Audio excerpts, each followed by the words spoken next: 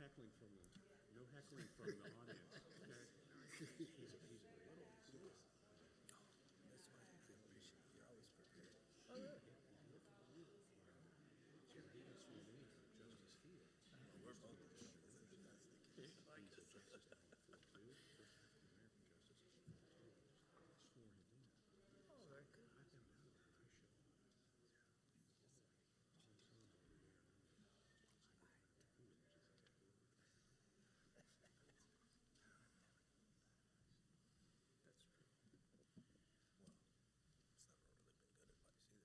We want to say good afternoon to everyone, good evening to you, and welcome to our forum here, our police forum here tonight.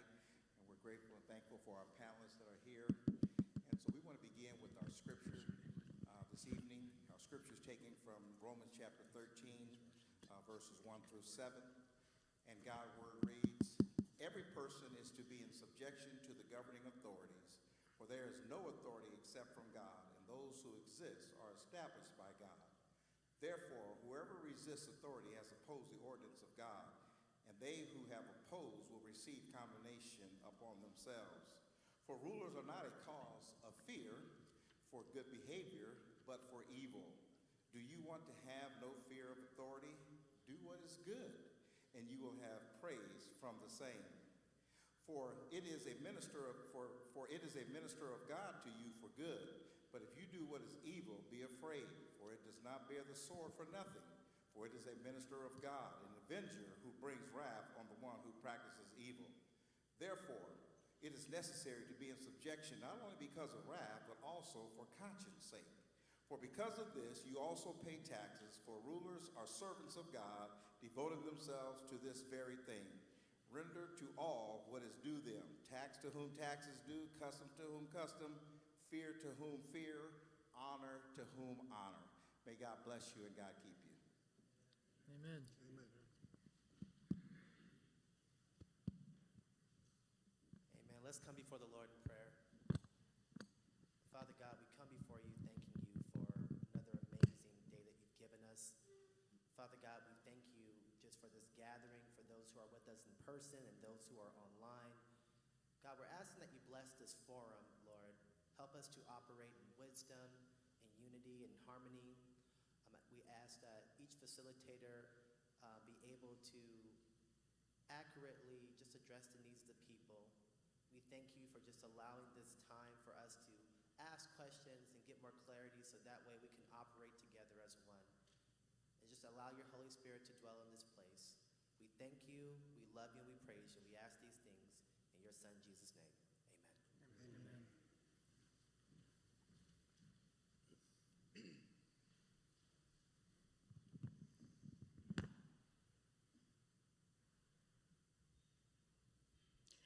Good evening. My name is Robin Allen, and I will serve as your moderator tonight.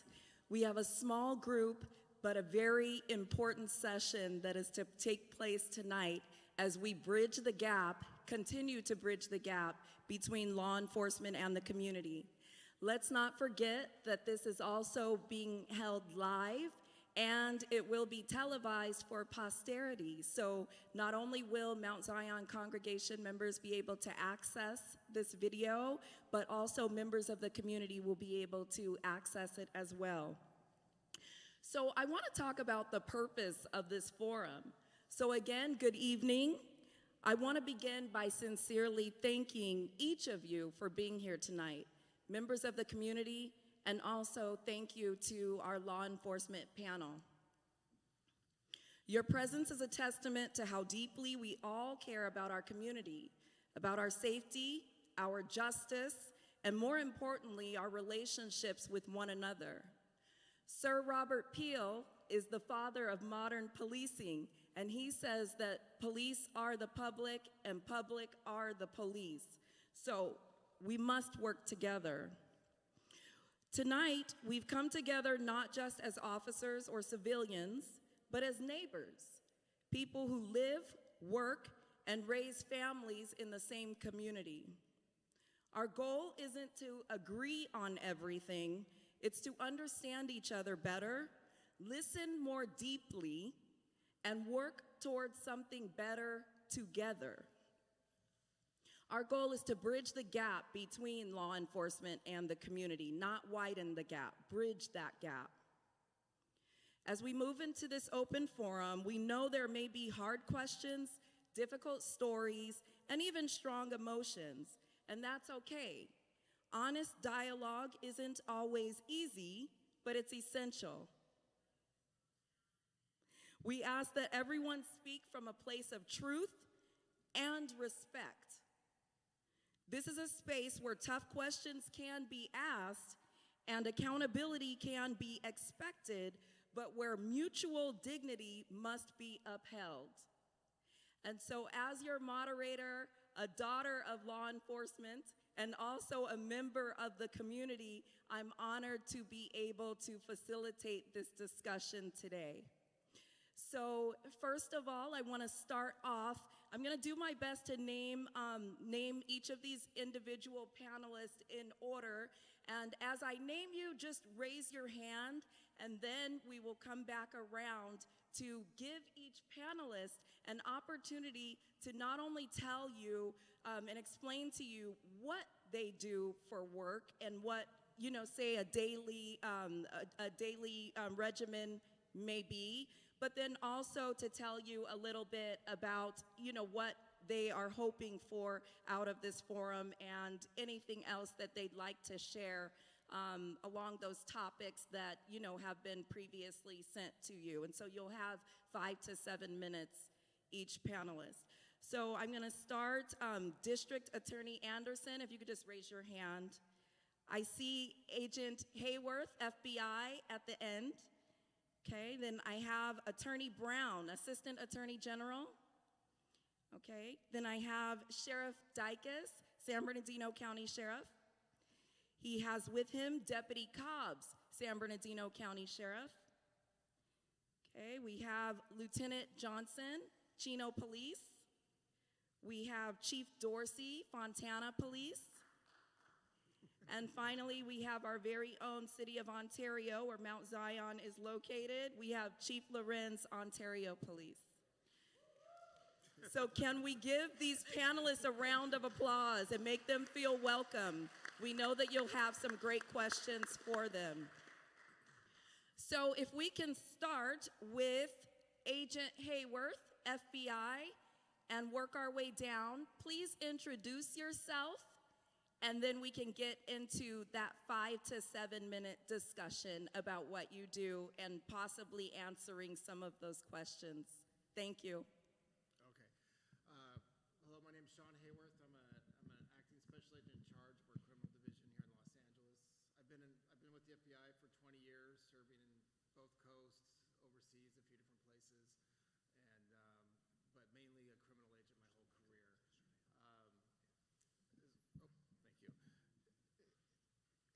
Just as far as what the Bureau does and what my role is, so I lead a team of several hundred agents here in 7 counties around Los Angeles, working things such as violent crime with the local police departments and sheriff's department, crimes against children, fraud, elder fraud, investment frauds, white-collar crimes, public corruption.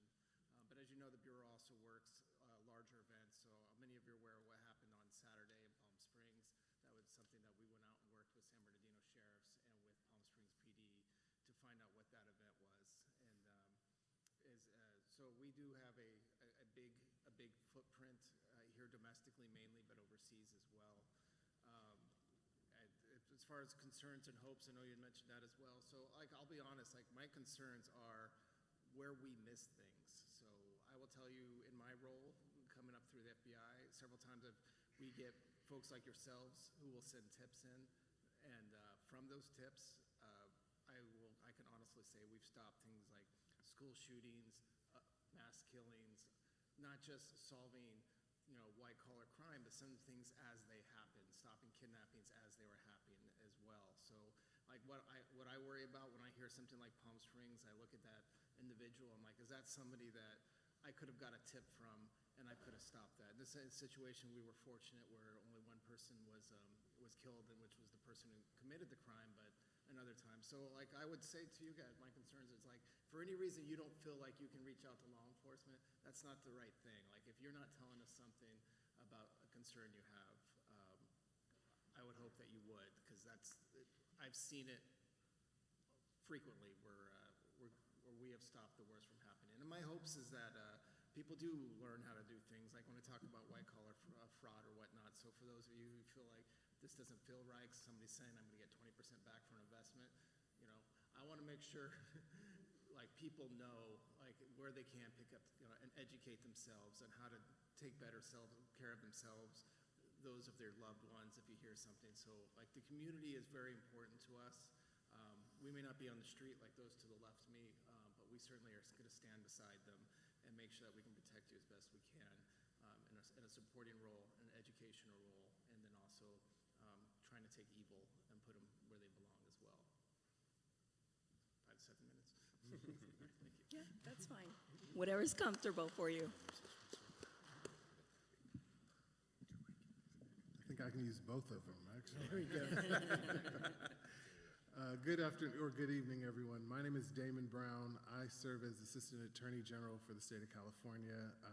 I serve as Attorney General Bonta's Legal and Policy Advisor on civil rights and police practices.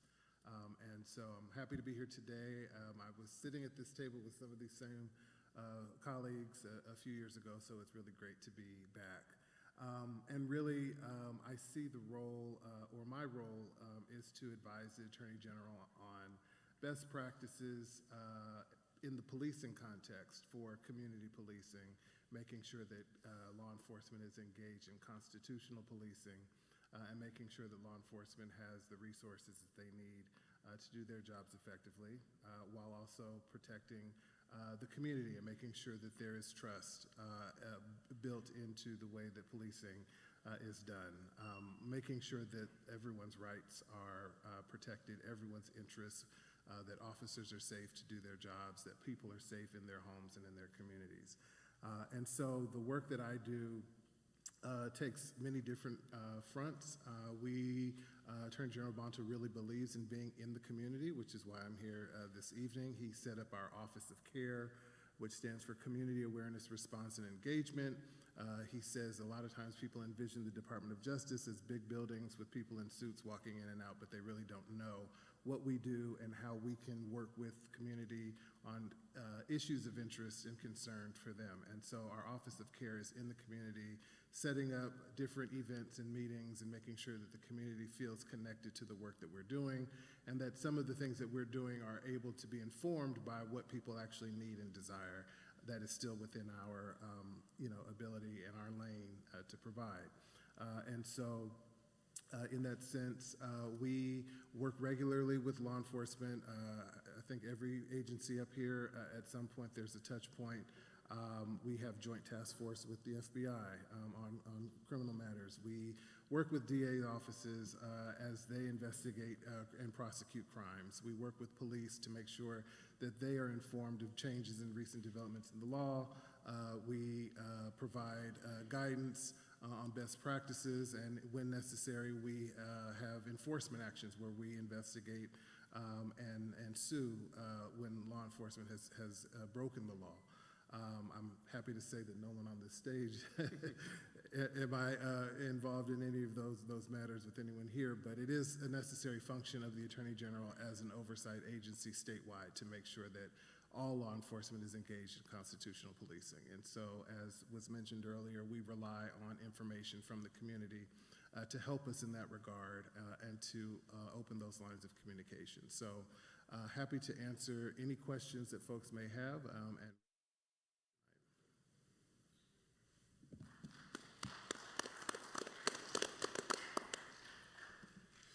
Good evening. I'm Jason Anderson. I'm the District Attorney for the County of San Bernardino. I've been in that role now for 7 years, so I'm into my second term. It's a role that I enjoy. I often joke that since I began my legal career in San Bernardino County, I'm a one-trick pony. I've only been involved in the criminal justice system. I think it's the most interesting area that you could practice in, but I also think that it's the area that has the greatest and most significant touch in communities. It's about public safety. but it's also about the rule of law, and it's also about protecting people's rights when they become suspects or they become defendants in court. Our system is the greatest in the country because it's very, very adversarial. A lot of times the public doesn't understand that. I get asked a lot of times, even from my own family members, you know, if somebody gets arrested for a crime and you hear they admitted it, or they go on camera and they admit it, or they do a reenactment, the question is, how come they can go to court and plead not guilty? It's because the DA has to prove the case beyond a reasonable doubt in each and every element, regardless of what the charges are. And that's a role that I embrace, and it's an environment in an arena that I think works best to be able to forge the truth.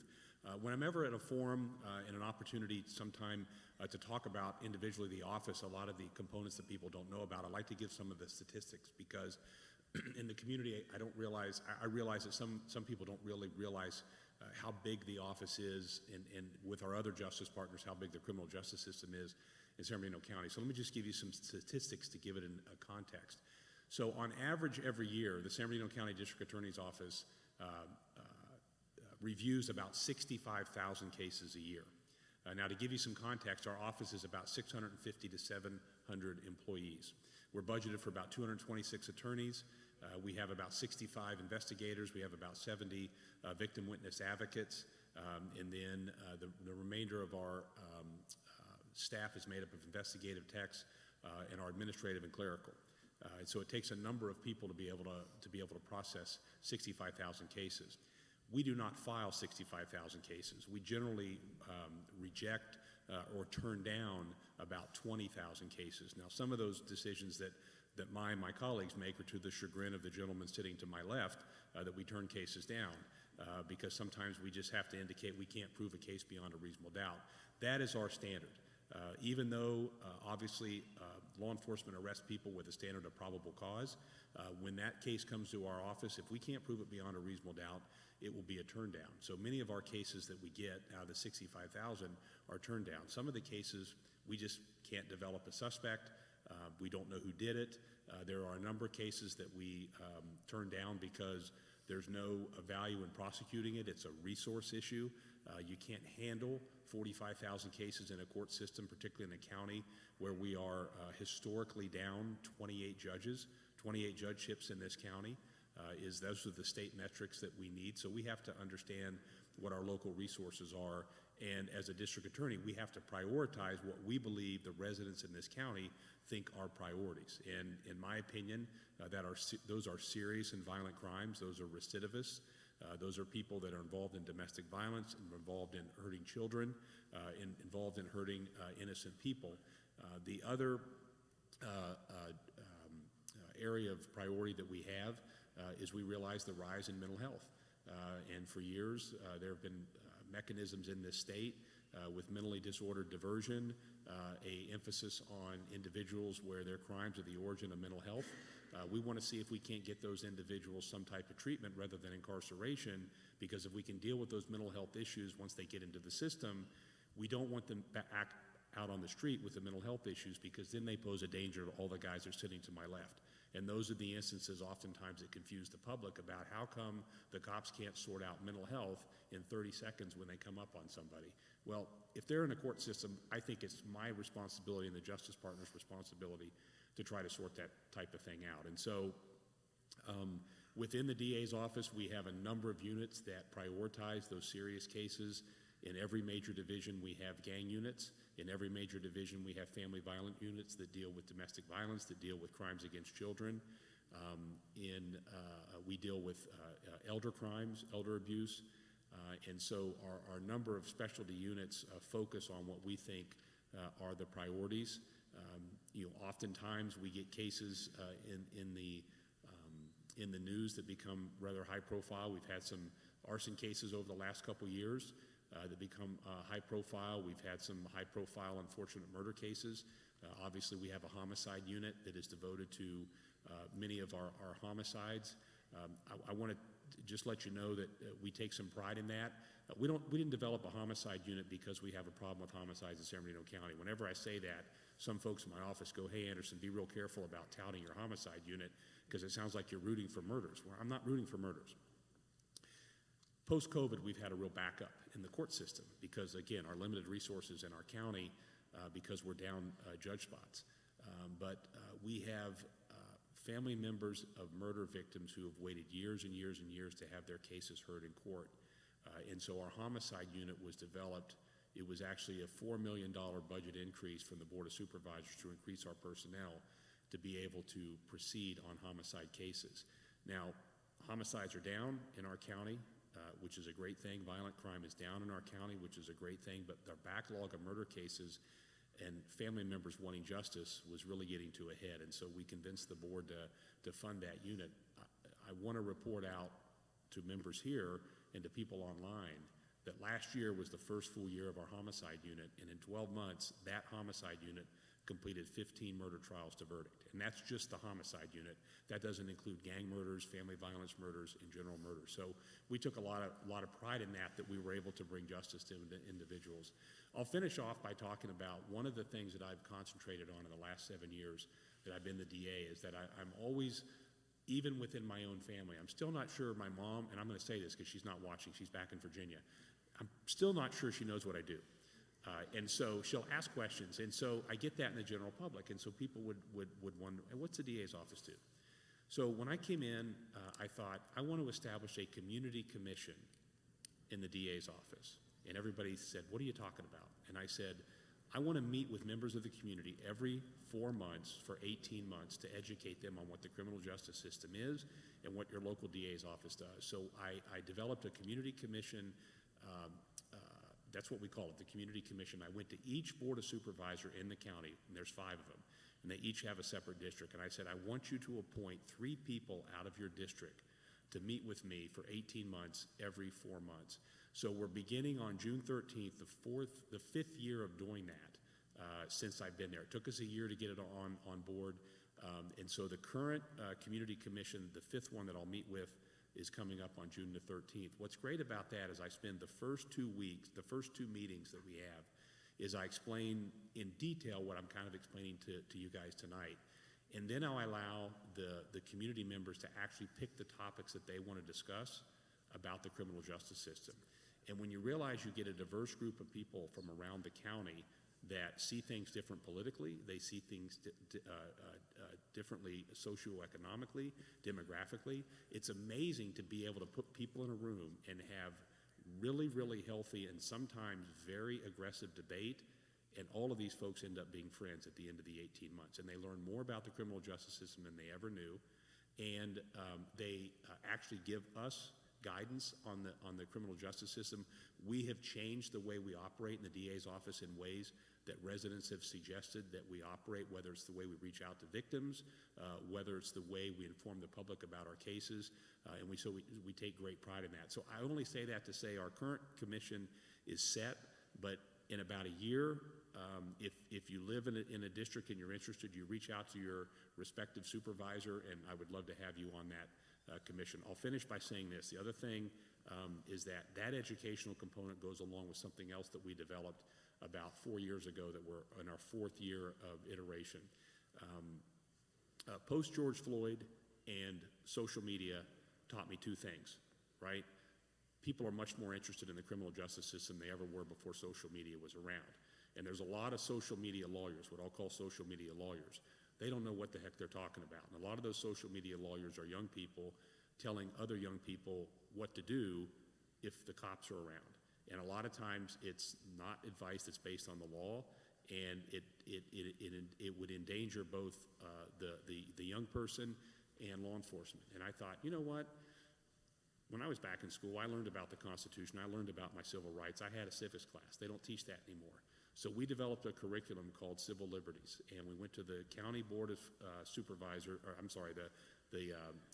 Ted Alejandre, the County Superintendent of Schools, and we developed a program to teach high school kids about their own rights. And it's a 7-week program that we go into the schools, and we've done it every year now for the last 4 years, and we actually teach students about their own constitutional rights. We teach them about what reasonable suspicion is, what is probable cause, what's Miranda, do you consent when the cops ask you to search your car, why would you consent, why would you make statements that would incriminate yourself. We partner with the school, We partner with law enforcement. We've had Deputy Cobbs come in and talk to the students. And I think one of the things that I take a lot of pride in is that at the end of the session, we actually always have our final meeting at the Public Defender's Office. And so Tom Sohn and his representatives actually talk to the students about, hey, if you think your rights have been violated, take it to court, right? Let an attorney sort it out for you. Here's the way in which you need to understand how this balance works between a safe community and preserving your rights and understanding the power you have in your own constitutional rights. And so we're very proud of that, only because it's an educational component to young people that I think there was a real gap, and I think kids were relying on misinformation and social media. Those of us who are older don't trust social media. I think kids that are younger think everything on there is true, and so that kind of bothered me. So those are the two things that we've done as a DA's office to sort of get out of the traditional role of prosecuting people who have broken the law and prosecuting people who we believe we can prove a case beyond a reasonable doubt.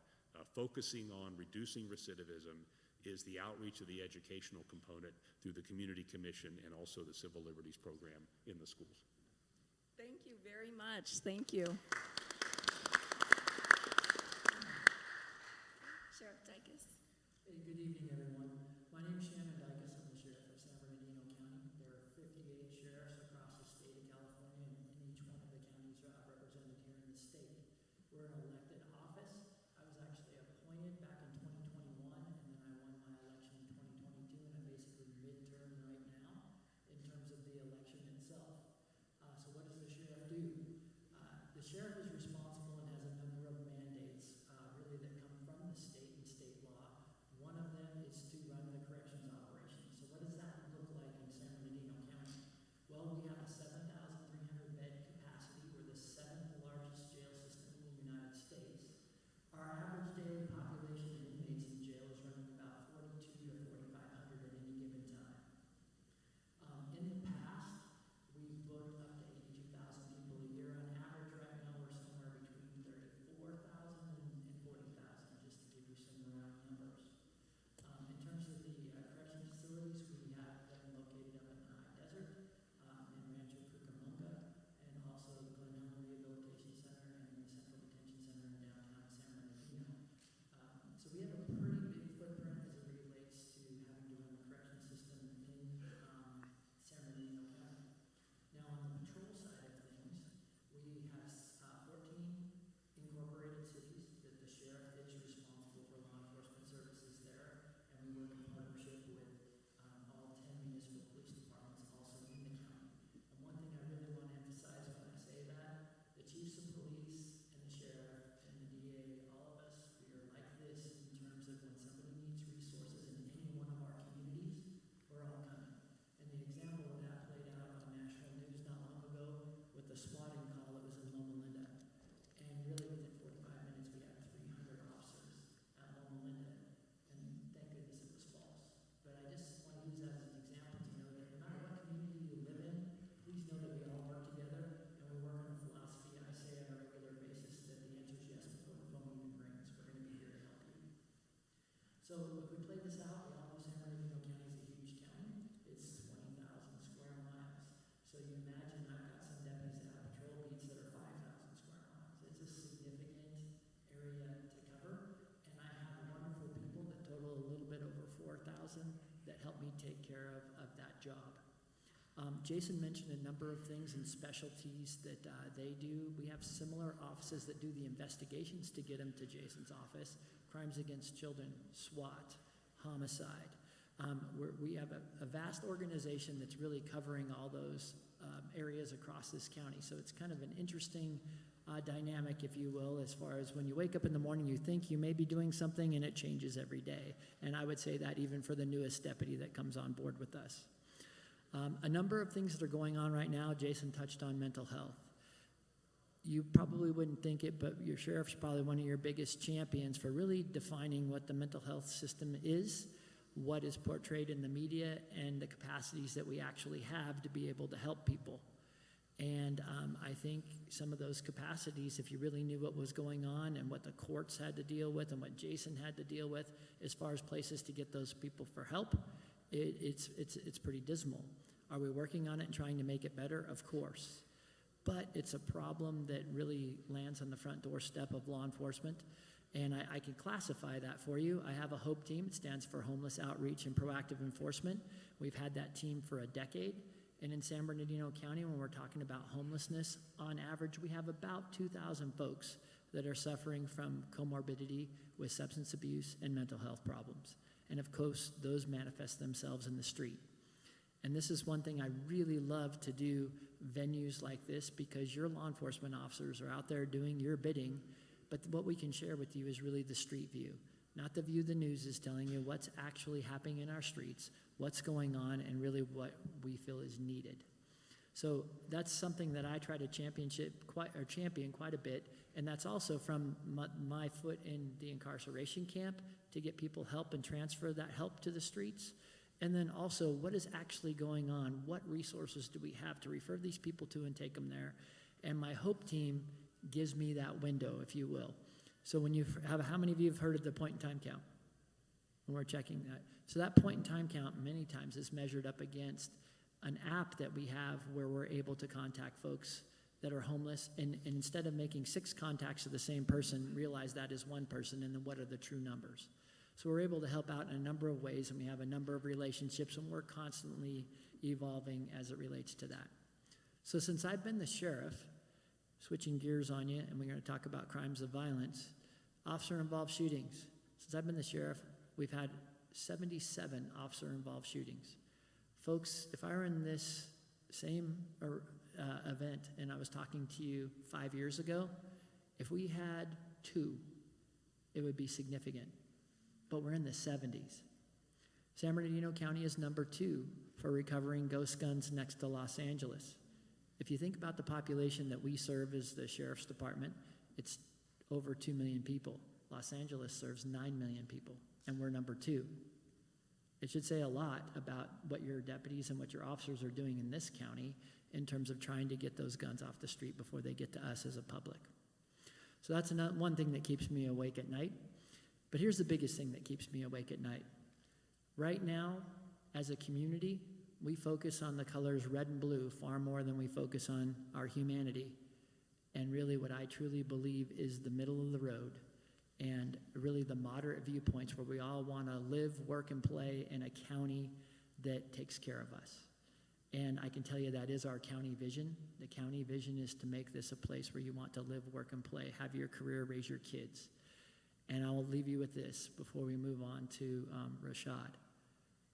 I know what my job is. I'm proud of this county. I've raised my kids in this county, and I want to protect this county. And the county's done great things for all of us. We have the greatest logistics corridor, second to none. We have resources. We're able now to create jobs in this county, and we're not having to commute like we used to, even though the freeways are terrible. But with all of those things being said, if you talk about a hopeful environment and a place you want to live, please know that we know, everybody wearing a badge up here, we want to protect that for you. And we're sincere about it. And frankly, we go to the mat. And instead of focusing on the politics of red and blue, I want to see us focus on our humanity. And remember that as Americans, it doesn't matter what the color of our skin is, but when we fight back to back. And I can guarantee that as your sheriff. So thank you for having me here tonight. And please do not be afraid to ask any question. And I promise you, I won't be afraid to answer any question. All right, thank you. Deputy Cobbs, would you like to add to that? Yes, first I just want to introduce myself. My name is Deputy Rashad Cobbs. I'm a community liaison with the San Bernardino Sheriff Department. I'm currently assigned to our Public Affairs Division. So when you have the sheriff saying that the community, that he loves the community and he wants us to connect, I can vouch for that. We have a Public Affairs Division that is made up of 17 individuals that's dedicated to serving the community. So like our DA, basically, and I'm gonna steal your phrase, sir, we have the social media lawyers. There's a lot out there. And I get asked questions all day long about what are you guys doing and are you guys even doing anything? What are the resources you guys have? Are you guys even out here to come to our community events? Pastor Kennedy can tell you, I'm at every event and I'm here serving the community and I will continue serving the community.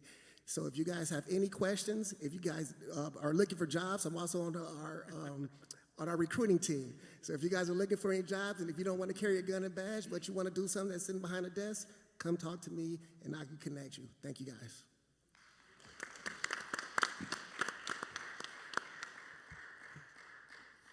Good evening. My name is Mike Johnson. I'm currently a lieutenant with the Chino Police Department. Chief Benson sends his best. Unfortunately, he had a prior engagement this evening, so he asked that I attend. Currently, I oversee one of our patrol divisions, and I've been doing that for about the last year. My career's kind of been a mix of investigations in patrol, like most people that rise up through the ranks. I've worked different assignments, narcotics, detectives, but the one that really stuck out to me was before I promoted to my current position, I got to oversee our school resource officers. And I got to be in a school setting every day overseeing 5 school resource officers at high schools and middle schools. And it really paved the way for me to see kind of what the next generation is going to deal with. I have teens and preteens, and it's a challenge. What they deal with is not what I dealt with. I didn't deal with social media growing up. We didn't have cell phones. And I think as I get further into my career, that's going to be a challenge that we have to deal with. We talk about mental health crisis, and the sheriff laid it out perfectly. This is something that our kids are struggling with. It's like I've never seen, and I think it's going to be a challenge for us, and I'm really glad to see all the departments up here work with the DA's office, work with the juvenile division, really take an interest in this and invest into it, because I think the strides we're going to make in working with our youth is going to pay dividends down the line. And I just thank you for the opportunity to be here. Sitting up here as a lieutenant is a little challenging. I'm sitting next to some pretty important people that I look up to, and I'm just thankful for the opportunity.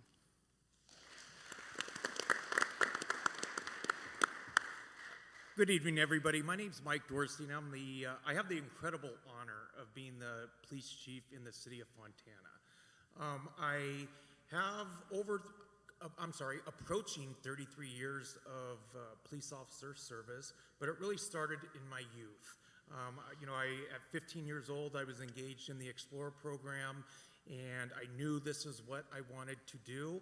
I had a long history of being involved in law enforcement from my family, and I really jumped into it at 15 years old, and I was very fortunate. Back in the 90s was completely different than it is now with hiring.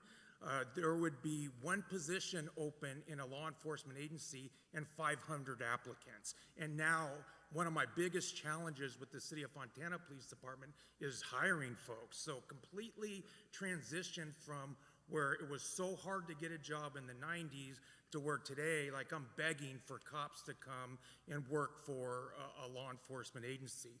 So I was very fortunate to be hired at a very young age of 21.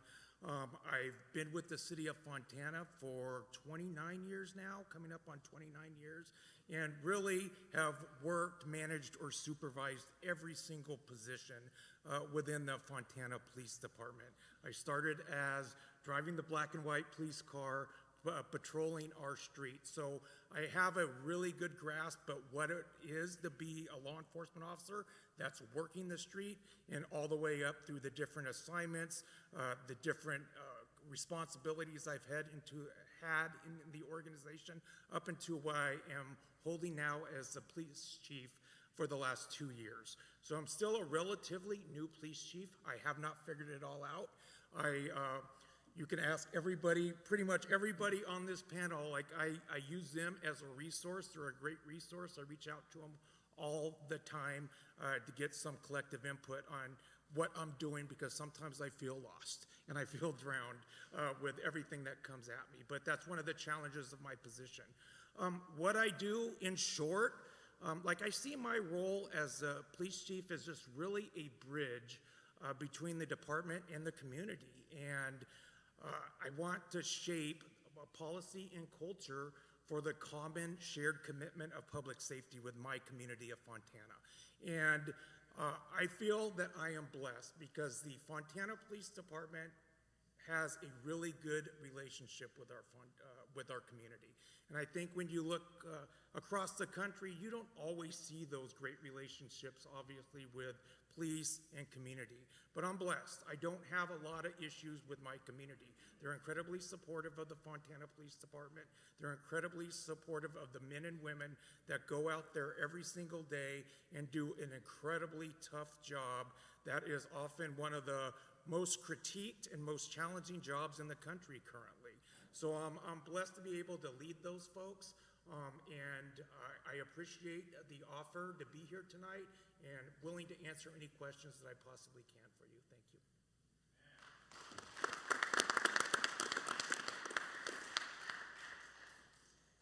Well, good evening, everyone.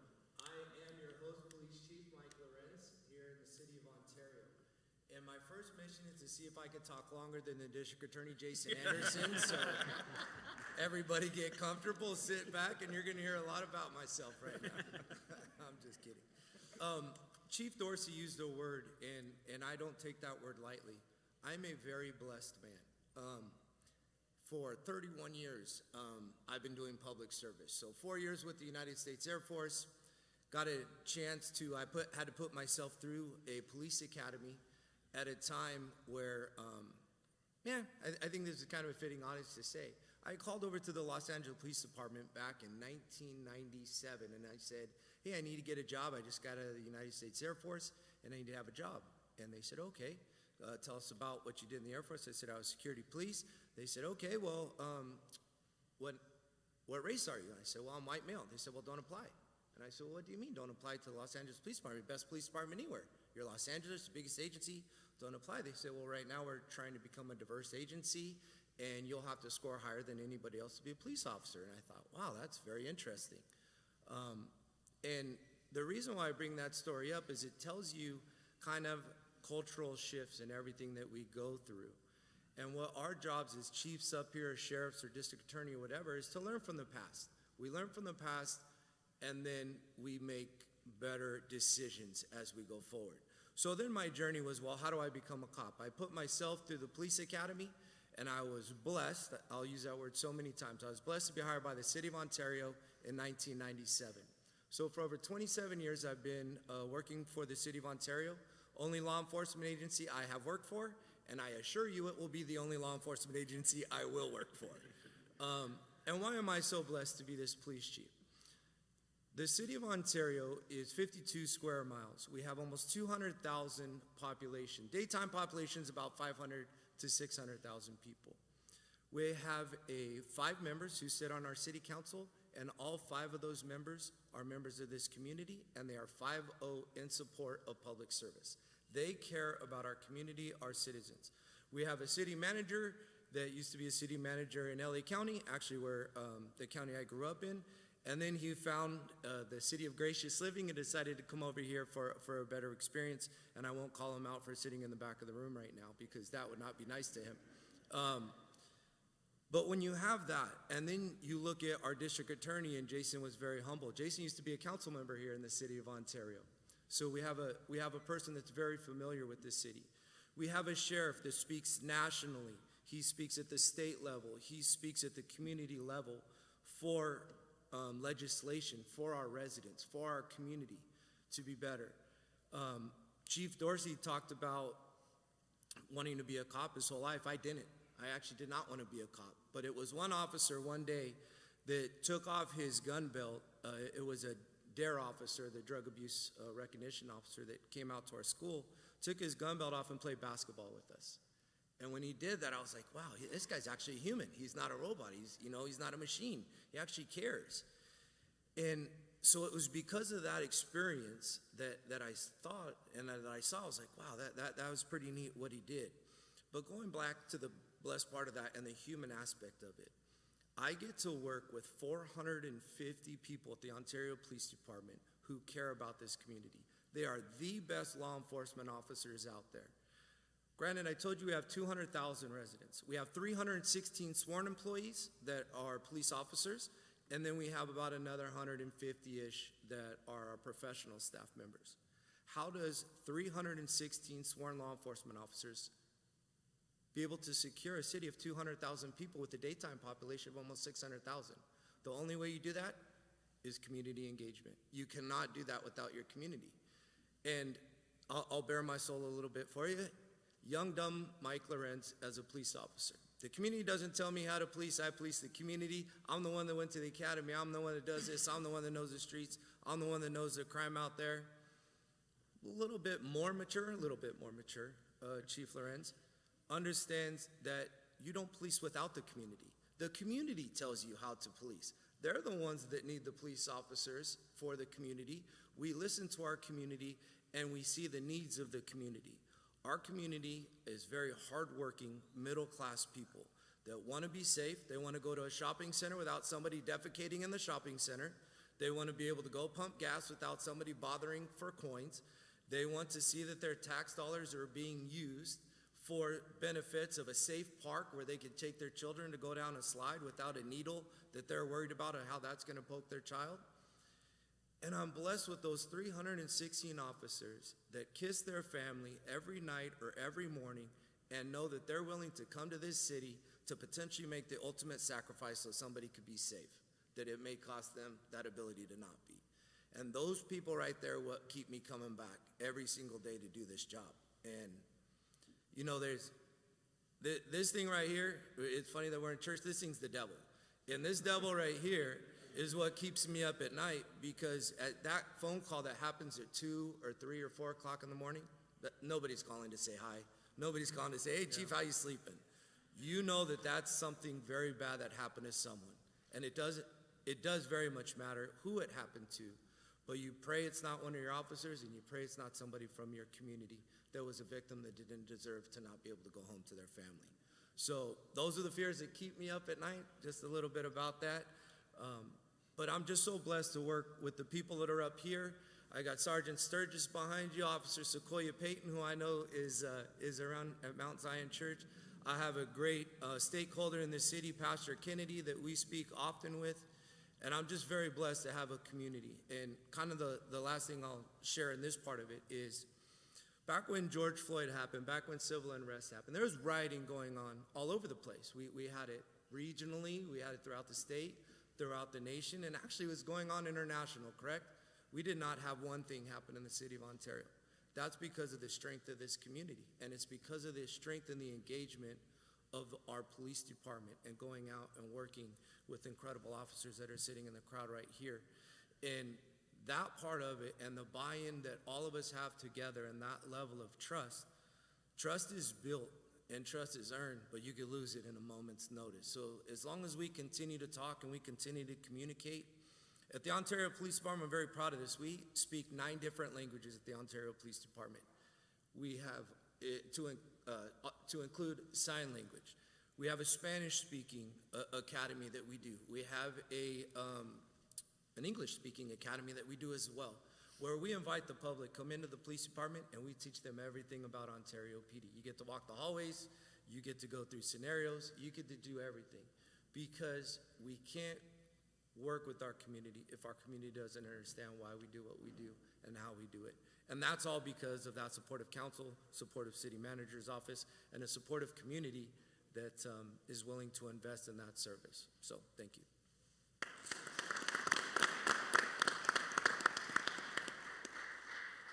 Thank you to all of our panelists for sharing. What I heard was a profound commitment to law enforcement, but also to the community and bridging the gap between law enforcement and the community.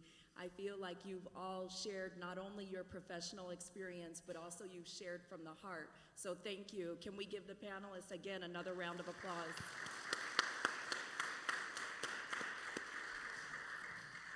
Now, Pastor Kennedy has just made it into the room, and I want to ask you, Pastor Kennedy, if you'd like to say anything, because you didn't get a chance to.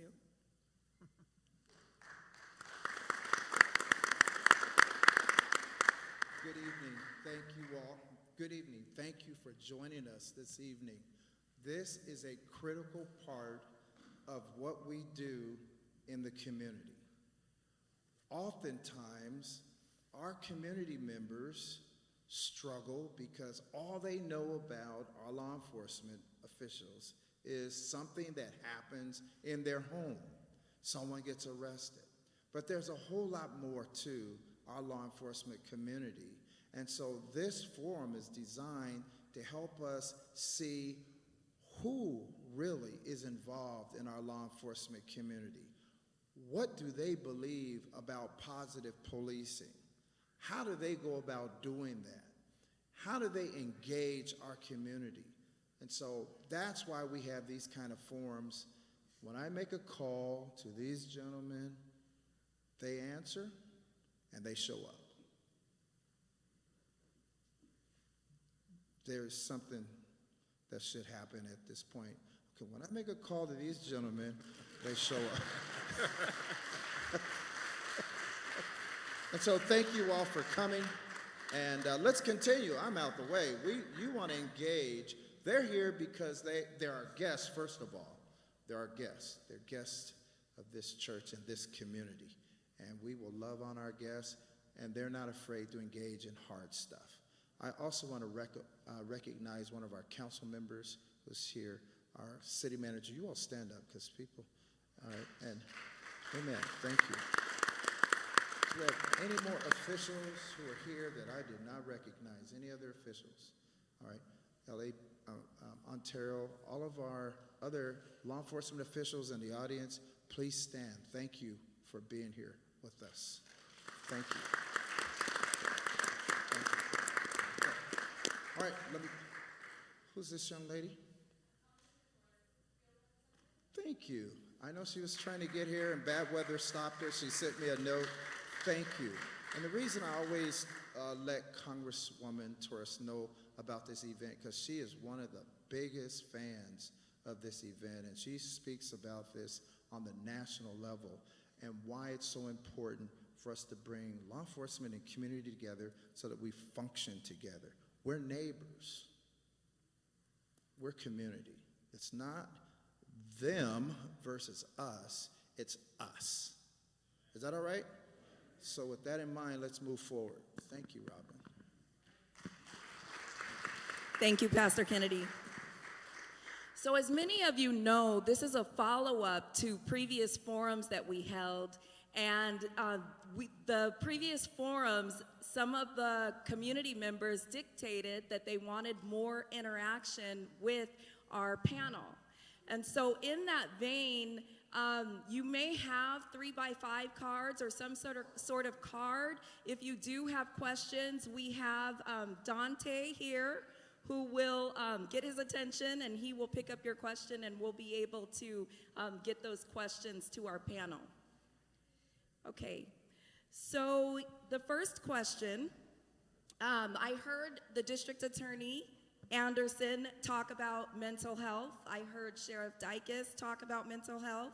I also heard Lieutenant Johnson mention mental health. Any of you can jump in at any time if you feel that you want to answer the question. But the first question is, when police officers come upon someone with a disability, such as Asperger's or autism, are they trained to know the difference?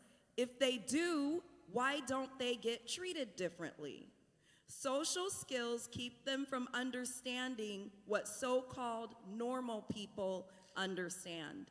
So I think this question is asking us to speak to maybe the training, or if you have a more thought-provoking answer, feel free. Sure. So this is a challenge. And when you talk about something like autism, for instance, you're not talking about a mental health disorder, you're talking about a neurological disorder. Law enforcement officers are trained to recognize these things, but you need to understand that many times when we get those calls, what is the call? What is the information we receive? What was the background? And this happens daily. And we have to remember that when a law enforcement officer arrives on scene, no matter what the person may suffer from or if they're perfectly fine, if we are dealing with a person in crisis and they have a weapon, the first and foremost thing we have to do is make that safe and deal with the weapon. So if we're talking about a gun or a knife, that is going to be the priority. And unfortunately, many of these calls do end in violence. And it isn't for lack of the officer trying to de-escalate or do any of those things. Unfortunately, they manifest themselves. and some things that I want to give the community to have a better understanding of what law enforcement does and things you can study to understand what both sides of the fence feel. In Sacramento County, Sheriff Jim Cooper just recently said, if it's only a mental health call, my deputies will not be responding unless there is a crime associated with it. So if you follow the comments that come out of that, you hear from citizens whose children are autistic, and they make statements like this, well, wait a minute, hang on, if you do that, I need you because my child beats me, and I need your help with that. Then you have parents that say, my child beats me, but I don't call the police because I know they're going to protect me, and there may be violence against my child. So it's really understanding the root of some of these disabilities that we're talking about and what's going on. And then also, when I talked about comorbidity with substance abuse, unfortunately, we have a very addicted population, as I explained the numbers earlier. And really the biggest issue that goes there, and let me address the training issue first. In my department, crisis intervention training, 8 hours for sure to identify these things along with what they receive in the academy. But I'm talking about additionally training, and it comes from the Department of Behavioral Health. There are partners in that to make sure we can recognize these things. The state of California has stepped up to the plate and recently given us a number of tools. Our Board of Supervisors have given us a number of tools. And what we're looking at is conservatorships, because families can't take care of these people. How do we do that? Working with Jason, getting before the court, working with our public defender, getting them before the court. The biggest issue in our community is we have lack of capacity, folks. We have a lot of well-meaning and good-intentioned folks, but when I talk to the community and parents, children, when people are in crisis and they make that phone call, we hear there's 24 hours availability of things, but there's not. And oftentimes it is a law enforcement officer taking somebody that we call 5150, we've all heard that before, right, to an already overloaded mental health system or an overloaded hospital. So when you go to the emergency room, we're all waiting when we need the emergency room, but a lot of those impacted medical facilities are so impacted that now we're adding mental health on top of that. So when you talk about substance abuse, used to have drug court, and it's just like anything else. When the doctor says, boy, Shannon, you're getting a little thick, you better slow down, your blood pressure is going up, you need to do all these things, exercise more. The doctor is that stick that makes you change your behavior. The court is the stick that makes people change their behavior. And by telling somebody, if you don't go into this facility and actually bring back the certificate, then you could face a stiffer penalty by going and being incarcerated. Some of those tools we recently got back with Proposition 36. And we're able to use some of those tools to be able to help some of this population because now they have a choice when they go to court. The other Senate bill that we just received is Senate Bill 43. So when I mentioned 5150, they extended the definition of gravely disabled to a person that suffers from severe substance abuse. So it's still the officer taking that person into custody, but not an arrest, that they truly are in danger themselves of hurting themselves, and they take them to a hospital, and now it requires a hospital to do something. But what we're all facing, every single one of us up here, and why you heard it several times, is this lack of capacity is the biggest threat. And then what happens is you see law enforcement putting these people into mental health facilities, emergency rooms, only for them in a very short period of time to get turned back out to the streets. And then ultimately, it may be 4 or 5 times law enforcement has done that, then the person's in crisis, they have a knife, they have a firearm, and we get forced to shoot them. And that's the reality of what is going on out there. And I can show you body-worn cameras. We can do a million different things to show what your police officers face out there. But if I ask anything in understanding of this, remember we have to take care of the safety problem first. If there's a weapon, we have to deal with that first. And then we can move into what we learn in crisis intervention training in terms of the de-escalation and working with the person. And I gotta tell you, the majority of these types of calls we get, we do end peacefully. The problem is you folks only hear about the ones that don't end peacefully. And somehow we've got to get past the media and do things like we're doing here to get to the root of the problem. Thank you. Thank you for that thorough answer. Was that Senate Bill 43 or 53 that you mentioned? 43. 43. And I think it's important that we all do research to stay up on the legislation and make sure that we are advocating for ourselves in the proper manner. So that was Senate Bill 43 that you mentioned. Thank you. Now, we have a question for the City of Ontario. You're in the hot seat. Let's do it. Okay. What is the City of Ontario doing regarding the unhoused living under the wash? I know this is something that you talked about. You spoke of being safe at the shopping centers. These areas have been overtaken by the unhoused, and I do not feel safe. The majority of the washes are in North Ontario, which seems to be a very neglected area by the police. We need patrol on a regular basis.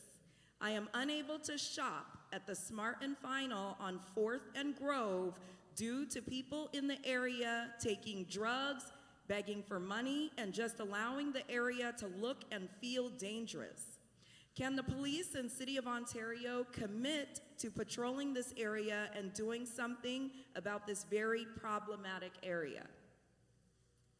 That's a great question. And I'll tell you, if I had the perfect answer to that question, then we wouldn't have that problem, right? And the issue is there's jurisdictional boundaries. The washes are actually not the City of Ontario. It's actually county washes are what those are. So we work with our county partners, and we were able to come up with a memorandum of understanding to allow us to do enforcement in those washes.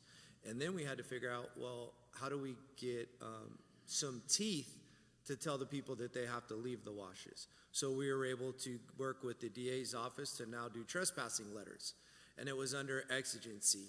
A couple of years ago, maybe you remember, we had really torrential downpours that happened, and unfortunately we had a couple people pass away that were in the washes.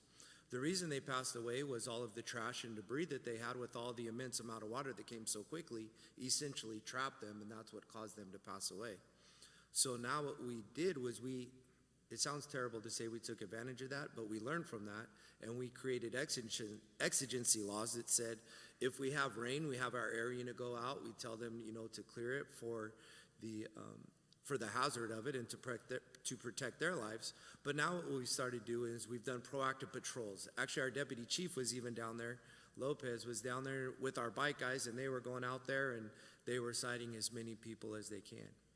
The true issue is this: we can go down there and we can arrest them, and 6 hours later they will be back, and we will go back down there again and we will arrest them again, and then 8 hours later they will be back. We do not have a system in place at this time, as the sheriff said earlier, to have a non-voluntary place where they go to receive treatment. Why do I say non-voluntary? Because somebody who hasn't made proper life decisions based upon mental health or chemical dependency or whatever is happening is not going to volunteer to get themselves better. That's why they're in the situation that they are in. We have to be able to have more to do that. So because you asked a specific City of Ontario question, I'm going to give you a specific City of Ontario answer. Our voters invested so much in public safety, they voted in a measure called Measure Q, and that was part of your tax dollars. Well, what the city is currently doing is they're building a mental health center. It will be on West Mission Boulevard, just a little bit east of Benson, and that will house people, specifically mothers with children who need assistance, and it will work its way down to provide beds, provide services, provide rehabilitation, provide housing, and to get some of those people off of the street. And because now that the city is able to provide those services, the 99.5% that do not accept the services that we offer them, and those numbers are not skewed, 99.5% that tell us no, those people will probably find themselves going and visiting Sheriff Dykes's West Valley Detention Center, because there has to be a way that we get them help. And we're lucky that we have a district attorney through the care courts and everything that we're going to try to find ways that we could get these people help, even though they'd understand that we're trying to help them. Every time we contact, call them a transient, call them unhoused, call them less fortunate, however you want to say it, our officers, and Sergeant Sturgis runs our community engagement team. the first thing out of their mouth is there anything we can do to help you? Can we get you transitional housing? Can we get you services? Can we help you in any way? The very next answer is no, I'm good. And then what do we do with them? So in the washes, we're there all the time. The next thing Ontario PD we're getting ready to do at the end of the year is we'll be opening up our real-time information center. With that, the city, thank you to a wonderful council, just signed a several $million check for us to do what's called drone as first responders. So there'll be drones that will be patrolling the city. There will be a huge force multiplier for our officers that within 60 seconds of a call, we will have eyes on scene of what's happening at that incident. But that also allows us to do proactive patrols in those washes and everything. So once we're able to get the problem removed, we see they come back, we're able to go visit them again before they establish that camp again. And it honestly is a huge problem. One of the things that led to that problem was the huge freeway renovation that happened, because it displaced them from the freeways, and then they went and found their ways into the washes. And it's a little bit harder to get into those washes for our officers. But I assure you we are staying on it, and we will do better. Thank you.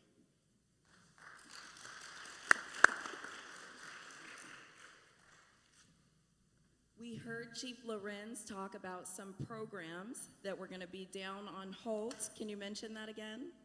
It'll be on Mission. Mission, Yeah, okay. it's called a campus, and that campus will provide housing, it will provide rehabilitation services, and some counseling for people that are willing to accept it. Okay, thank you. In that vein, there's another question that we received. Are there any ongoing programs for positive parenting for troubled teens? Do any of our agencies or departments have any information? I could address that with the city of Fontana. We coordinate and we collaborate with Fontana Unified School District, and we offer the FLIP program, which is the Fontana Leadership Intervention Program. Now, it's really designed to focus on youth that are perhaps struggling in either life, school, home, but it also, the program is much more expansive. It goes into the home, and it deals with parenting classes, and it gives, we have experts that go in and talk to the parents of these children. So it's really a counseling session between the students, the kids enrolled in the program, law enforcement, and the parents, in trying to bring that child back up to where he needs to be, but also giving the support to the parents and the guidance to the parents that need to help that happen as well. Thank you. Would anyone? Okay. And if I can jump in on that as well a little bit. A lot of our cities are going to have counseling programs specifically aimed for parents, but the school districts are huge resources. We're experts in crime and law on this stage. The school districts, they partner with the kids from a very young age, and they have a different goal, and they have different expertise. So I really encourage, especially if you're struggling as a parent in that, reach out to the school district, because all the school districts in our area have programs in place. They have specific staff that pay attention to this. The counselors on the high school campuses are really invested in these programs, and they're a great resource for our communities. Thank you. Sure. So what our department, the Sheriff Department, is doing is we have this program called the Juvenile Intervention Program. I'm not sure if you guys have heard of it, but it's been around for approximately 20 years. This is a program that we have had, and I have actually been the coordinator of. The Juvenile Intervention Program deals with ages, kids, from males and females from ages 13 to 18 years old. We actually bring them into our jail facility, and we basically have an interaction with the kids, and they get to see what jail life is like. And we have a parent program. So the parent program is there, and we have our my partner, Greg Jones. He basically talks about, he gives them parenting skills and tools. It's almost like a round table where they're sitting around, and he's giving them tools and resources of things they can do with their child, and actually how each parent is handling each other because we can learn from each other. And you can see it with a parent that say, well, it's not working for me, but what is working for you? And I think that's one of the greatest assets we have. And if you guys know anybody who has a troubled teen between the ages of 13 to 18, what they do is they will contact our department, they will contact me, and I will basically go over the program. It's voluntary, so we can't force nobody if they have a case that they're currently working on right now. They cannot enter our program. Our program is voluntarily, and we accept any San Bernardino County residents. A lot, because the sheriff has a foot in both camps, both in the community and also obviously in our facilities in terms of jail, we offer about 230 programs in there, but one specific to parenting is our female inmates. We work with Cal State San Bernardino and Cal Baptist University. We bring in early educators that are achieving their degrees, and what they do is we bring in their children, and two things are going on at the same time. The children are actually attending preschool at the jail. They're coloring, they're learning their ABCs, they're learning how to count, and then those educators are working with those children with their parents present, and then you have masters of social work folks that are there trying to achieve their degrees and also get their hours in for their certification, working with mom to try to be a better parent. Recently, this program was featured on a local news network, and mom specifically said, if you're going to go to jail anywhere, go to jail in San Bernardino County. Since that, she's got her kids back, and she has not been back to jail.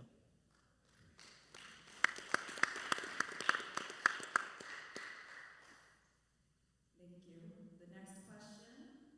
I would like to ask for clarification on the department's current policies and practices regarding cooperation with U.S. Immigration and Customs Enforcement, ICE, and U.S. Customs and Border Protection, CBP. Does the Ontario Police Department currently engage or assist in any operations, detentions, information sharing, or enforcement activities in coordination with ICE or Border Patrol? And then we'll start with you, and then I'll give some of you at the end of the panel a chance to answer as well. I think a lot of our answers, well, I know our answers are going to be very similar, and the answer is no. The state has a law that does not allow law enforcement to proactively work with ICE and immigration or anything like that. That is a federal law. We are state law enforcement officers. Have we worked with ICE? ICE could call us and say, we're doing this and this, and they could call and ask us to keep the peace or to assist with traffic control or something.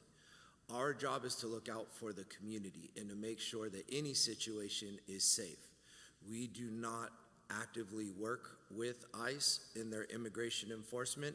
We have actually task force officers that work for the FBI, that work for DEA, as well as Homeland Security investigations, and they have specific understanding that they will not participate in any of those enforcement actions. And there is a true understanding with all federal agencies about California state law, and we're not put in those positions. And what I would say is, we are a resource to this community. If the community feels like there is something going on with, whether it be a state, local, or federal issue, call us out there and allow us to mediate that. Allow us to be involved in that situation and to bring, hopefully, a resolution to it that is least impactful to the community, because we're here to serve our community. Thank you. Would anyone else like to address that? I can speak just briefly on behalf of the law, since it's a law that we defend, but the chief spoke accurately about the law, and really it's intended to make sure that state and local resources are kept where they're intended to be kept. And that's why these officers and law enforcement officials are here, is because they're here to serve you. The federal government has its lane, and immigration enforcement is that lane. And so the resources that are allocated for local communities should stay in local communities. It should not be going towards supporting the federal government in its obligation to enforce federal law, which immigration law is federal law. So I think everything that was stated was accurate. SB 54 is the is the title of the law, the Values Act. It has been upheld as constitutional in the courts as not conflicting with federal law, and we made sure to let all of our law enforcement partners know that. I know we've talked a lot about the media and misinformation, and there are a lot of people who have put misinformation out to say that if law enforcement is not assisting the federal government in immigration enforcement, that they are obstructing immigration enforcement. That is not true, and the courts have held that that is not true. SB 54 is lawful, and your law enforcement officers are doing exactly what they are charged to do, which is to protect their communities. Okay. There's one nuance, because this is something that is new. One of the exclusions, or the things that goes beyond Senate Bill 54, is actually having a United States magistrate issue a warrant. So in other words, the due process and the review of that warrant from federal authorities can be signed by a judge. It's something law enforcement has been asking for years. Currently, our U.S. Attorney has issued a new program, if you will, where they are identifying people that are here in the United States illegally, and they're seeking warrants that are judicial, not administrative, which used to be their old process. And what happens when they do that warrant is we have a national criminal justice system, we call it NCIC, where that warrant is entered in the system. That is an order for a law enforcement officer to take a person into custody, and we have to abide by that. It also allows me as the sheriff and my deputies in the jail, if any one of our agencies here in the state of California were to book a person into our jail, those fingerprints go through that same national registry, if you will, and if ICE discovers they have somebody in there that's in the United States illegally, the other thing that we can only act on would be that warrant. They come and give us a warrant at the jail and say they're going to take custody of that person. So that's one nuance, and this is very recent that's happened that is outside of Senate Bill 54. Also, the state of California in Senate Bill 54, they've never allowed anybody that's truly violent, a murderer or something like that. Those are instances where we could have that conversation with ICE. They'd be people you would expect that your law enforcement officers would engage because they're certainly a danger to the community. So it is striking that balance, and everything that was said about using the resources to do that is 100% true, 100% active in this county. But when it becomes a judicial warrant, we may be taking some of those people into custody, and ICE may be asking to take them out of custody, and under those circumstances, we're going to enforce the law. Thank you. And there was a question about Senate Bill 54, and I think we adequately answered that. So the next question is, what does community engagement look like right now, and what is the plan for future community engagement to increase the bridge between community and the police force? I'll be very quick, because actually Pastor Kennedy is part of that community engagement for us and has been engaged with the Sheriff's Department for years. But we've had for, Rashad, at least 20 years maybe? What we call information exchange. And we don't invite everybody that likes the cops. We invite people that don't like the cops. It doesn't matter. But what happens is I sit in that forum along with my executive staff, and we do what we're doing here. We answer the difficult questions. If we have a high-profile case, we share evidence in terms of what we can share, not to cause Jason any problems with prosecuting the case, but we share things to make sure that they know they can trust us. And at the same time, when we haven't done a good job, that the community that attends those are getting a direct report from me that, look, that is not good with me, and this is what we're doing about it. So that's one level. But we also learned during the pandemic that Pastor Kennedy and those folks that have been engaging with us regularly, we have great communication with the community, but it's actually generational to some degree. We weren't reaching the young people, and I'm talking anywhere from 13 to 35 in that age group. So we started what we called Next Gen Information Exchange. Rashad's instrumental in being involved in that, as well as most of my deputies throughout the department. But what that looks like is you get younger people, they sit down with the deputy sheriff, they talk about things we talk about now, just our lives, where we're from, what's going on, and then after they've developed the relationship, those people ask the deputy the questions. But what's unique is, many of you are probably very comfortable asking us any question, but let's face it, some young people are not. So what happens is the deputy lists those questions, and then the deputy stands up and asks those questions of me, of Jason if he's there, and a similar forum like this. And that creates an amazing bond. And then for the sheriff's department, the last level, I mentioned what we look like in terms of the span of this county that we have care and control over. I have 14 contract cities. I make sure that each one of the commanders, even though I'm the chief of police on paper, they are the chief of police. And I make sure that they have the same type of engagement at the local level so their city's being represented, much like Mike described how he represents Ontario. Thank you. We heard Chief Dorsey talk about recruitment challenges, and so there is a question about that. What is the reason that recruiting more law enforcement personnel is such a challenge? Wow, that is a great question, and if I had the answer, I wouldn't have a recruitment problem, right? At the end of the day, there's multiple different facets to this. To the problem with recruitment as I see it in law enforcement.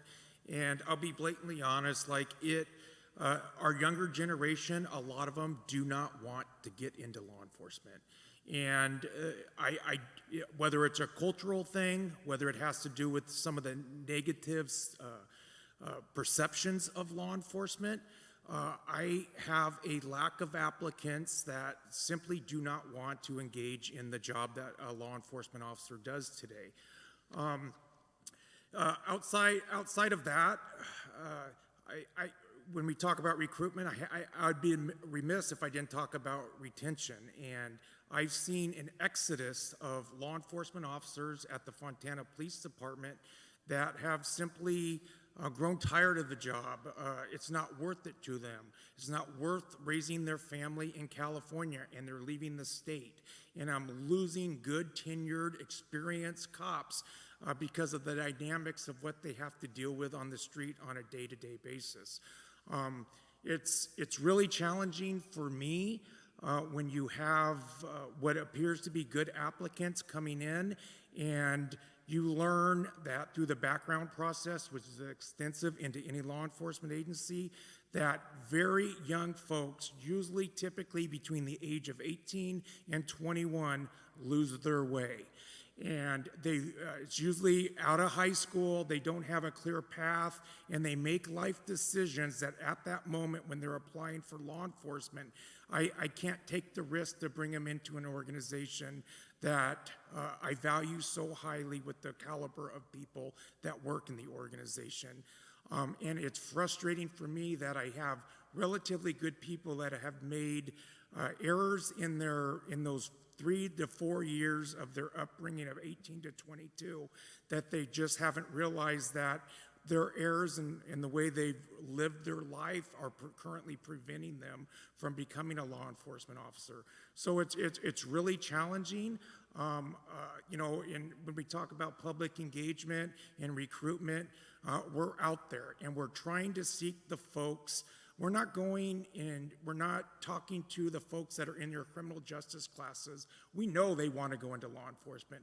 We're really trying to expand our outreach to those that maybe don't know that they're going into law enforcement. And we're trying to tap to them, the senior classes of high school, as they're getting out, to try to steer them, to let them know that their life decisions for the next 3 to 4 years will affect their ability to become a police officer when they're 21 or 22. So it's a exhausting problem that I'm sure I'm not the only chief up here or the sheriff dealing with it.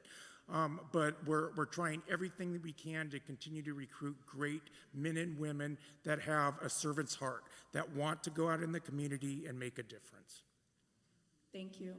We heard Chief Dorsey share one of his major concerns. In a second, I'd like each panelist to think about a major concern that you have with your agency, with the department, with the community. But first, and we'll start with Chief Lorenz in just a second, but let's go to one of the next questions while you're also thinking about that. What communities are able to come and meet with DA Anderson every 4 months? I think that's reiterating what you've already mentioned. Yeah, what we established, we call it the Community Commission. And it's each supervisor in the county, we send them a letter every 18 months in February when our current community commission is over. Please nominate 3 people from your district who would be interested in meeting with the DA for 18 months on a 4-month rotating basis to talk about everything about the criminal justice system. And so the way you do it in your individual community is, if you're here on the West End, you would reach out to Kurt Hagman. If you're out in San Bernardino, you would reach out to Joe Baca. If you're up in the high desert, you'd either talk to Don Rao or Paul Cook. And then if you're in Rancho Fontana area, it would be Jesse Armendariz. And you could reach out now and say, hey, when this current deal's over, I want to be considered for the next one. And that's how you do it. So you express an interest to your supervisor, and then let them know that you'd be willing to do it. And I would love to have you on it. It's been incredible in terms of expanding the capacity of the relationships that I have in communities with individuals who are engaged in different disciplines, professions, to understand the criminal justice system. You don't understand how many times, even from the first community commission, that people will call me and say, hey, Mr. Anderson, I remember you talked about this subject matter. There's an issue that's come up in our community about the criminal justice system. Can you walk me through it? And rather than them having to wait and go through the bureaucracy, they kind of have a front row seat to our office and can get problem solved. So that's the way to do it. Every supervisor in the county is aware of our program because we're going into our fifth year of it. And to your point, civic engagement is very important. Your elected officials work for you, from your county supervisors to your congresspeople to your senators. You can look their phone numbers and their addresses up, and you can contact their offices to express your concerns because they work for you. So thank you very much for that. A follow-up question, can we have a tour of the DA's office? Oh, absolutely. Yeah, absolutely. And to give you an idea, I didn't talk about this in the intro. My office is located in the courthouse in San Bernardino, but we actually have 5 offices. So we have an office in the courthouse in Rancho Cucamonga. We have our main office in downtown San Bernardino. We have a juvenile office down there. We have an office in Victorville that includes a juvenile office, and we actually have an office out in Joshua Tree.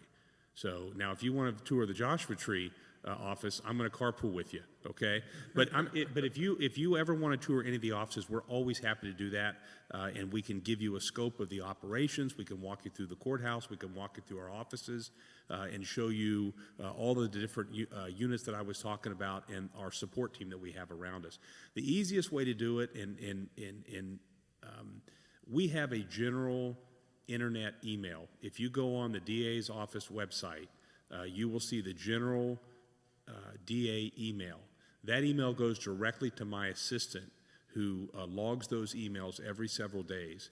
And if you reference that, hey, I was tuning in to Anderson at Pastor Kennedy's Criminal Justice Forum on Thursday, and there was a talk about a tour of the DA's office, then leave your contact information and we will get back to you and we'll set that up. Thank you.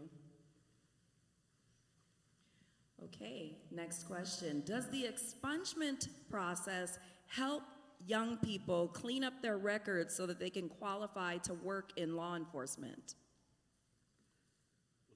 Let me answer the expungement question. Anytime you get an expungement, I think it's always going to help your chances in any employment that also may include law enforcement. There is some confusion within the expungement process, and I've had friends of mine ask me this, is that once you receive an expungement, the general rule is if you are asked in the future if you've ever been arrested or convicted, you can say no. But there are certain jobs in which you have to indicate that you were. And some of those are state jobs, and many of those are law enforcement jobs.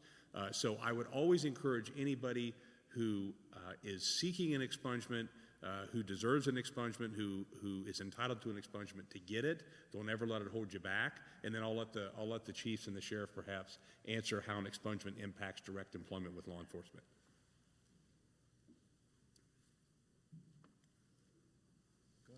Did anyone else want to answer that question? I've never dealt with one, like in a background process that's ever come across. when I review a background process, it's not necessarily that they have been arrested that I look at. I look at the totality of the person and where they have gone since they've been arrested, and what changes have they made, and what that time has been between the arrest and when I'm reviewing the package. At the end of the day, making a mistake in life where you're incarcerated is not a deal breaker for me. I just need to make sure that they've made improvements in their life, that they've learned from their past mistakes, and that they're a better person that now meets the quality and the quality of the person that I need to be a police officer. I'll cover a little more of what Chief Dorsey was saying. We say this a lot at our police department, in trying to understand where the mistake was made. Was it a mistake of your mind, or was it a mistake of your heart? What made the person cause them to get arrested? And the thought process behind it is, was it a mistake of a mind? You just didn't know any better. You were in the wrong place at the wrong time. Things happen. Or was it a mistake of your heart, where you knew it was wrong, you just didn't care, and you did it anyhow? And you haven't really changed things in your life to change that because your heart's not allowing it to do it. They need more Jesus is what they need. Those are the things that we look at. And before, it used to be, oh no, you use drugs, five years. You can't come here. You can't do that. You did X, Y, or Z. No chance. We're not even looking at you. Well, people who either get in trouble or go to jail or whatever, they're not bad people. They made a bad decision. And you have to understand what made them get there in the first place. And can that person now learn from that incident? And actually, they could go out and help people not commit that same issue and go out and serve their community even better. So those are the things we look at. Thank you. We're getting lots of questions and lots of good questions from our audience and online members. So we have quite a few left here that we are going to try to get through. So in 30 seconds or less, can you please share your major concern with our audience?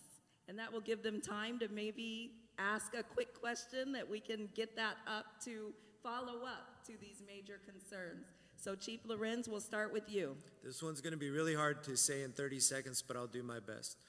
About a month ago, we had a 12-year-old middle school student get shot in the head from a car-to-car shooting that happened. It was a gang shooting. It will never, ever be accepted that a innocent 12-year-old boy gets shot in the head. Never. How do we stop that? The initial thought is you can't, but that's not acceptable either. You can, and we got to figure it out. So that's one of my biggest things, is how do we never allow that to happen again? Okay, thank you. And I realize that 30 seconds may be brief, so if we have time at the end, we can circle back around if you feel compelled to do that. Thank you. From the criminal justice side, I think my biggest concern and what I see is crimes against children and the online exploitation that I see on a daily basis that occurs in the city of Fontana. And my city is certainly not unique to the exploitation that's going on and the victimization of young teenagers and children because parents aren't watching what their kids are doing online. It is a true tragedy when these kids are lured outside of the house in the middle of the night, they're abducted, and they're sexually assaulted, and we need, as parents, to be more involved in what our kids are doing online. I think to echo the thoughts laid out by Chief Lorenz and Chief Dorsey, it's the victimization of innocent people. We all got into this profession because we thought we could protect and serve. That's deep down the core of it. And whether it's heinous crimes like a 12-year-old being shot, but it's even your car broken into in the middle of the night. The people of the Chino Police Department, they really pride themselves on going out and trying to protect the community, and sometimes it feels like a losing battle to them. It's just the constant reminder that we have the community support and they're behind us, and it's going out and doing the best we can to prevent the crimes before they happen, to prevent victimization of our community members. Thank you. As I think of something, Sheriff, don't get mad at me, but this is coming from the heart. One of my major concerns is me being an African and male in law enforcement, how do we fill up this this church right here and ask certain questions. I get asked questions all the time. How does it feel to be an African American in law enforcement? And they have 1,000,001 questions. But when Pastor Kennedy graces with his church and you on a panel with all these important gentlemen, the seats should be filled. It should be packed, but it's not.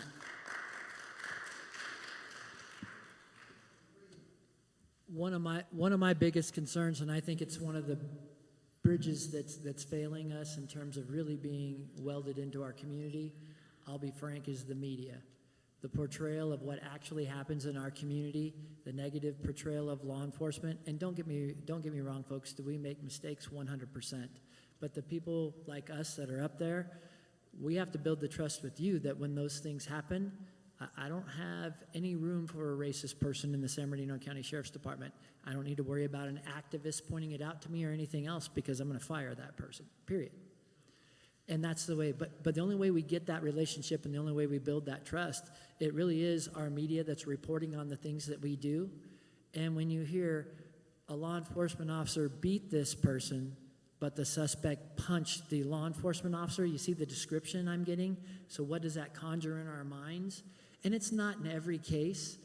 And then I also think that, and Robin mentioned this earlier, really understand civically what our government does, what they're responsible for, the branches of government. And one of the things in the state of California that I believe clouds that, and I'm sorry, I'm going over 30 seconds, is really in San Bernardino County, we have our law and justice group. There's so many things that have happened in the state that we have to share resources. So you as the community see that, and it makes it look like we're all in bed with each other, but yet Jason is a counterbalance to me, the public defender is a counterbalance to Jason, and so on and so forth. That's the way our justice system's there. And when we understand the civics that are involved in that, and also understand the complexities that is California, please know that those walls and those barriers and those protections 100% in San Bernardino County still exist. Thank you. Yeah, and in that vein, public safety and justice is about people. It's not about politics.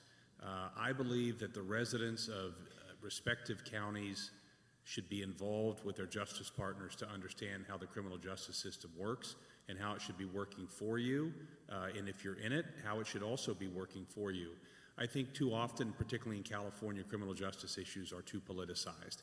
And that goes back to the media reporting things that are misinformation, and it makes our job at the local level much more difficult when criminal justice is politicized, as are allowed, instead of being left to the common sense of people in their communities. That certainly helps us out. So my concern is always the inflammation of politics and what the media can do to spread misinformation about the criminal justice system.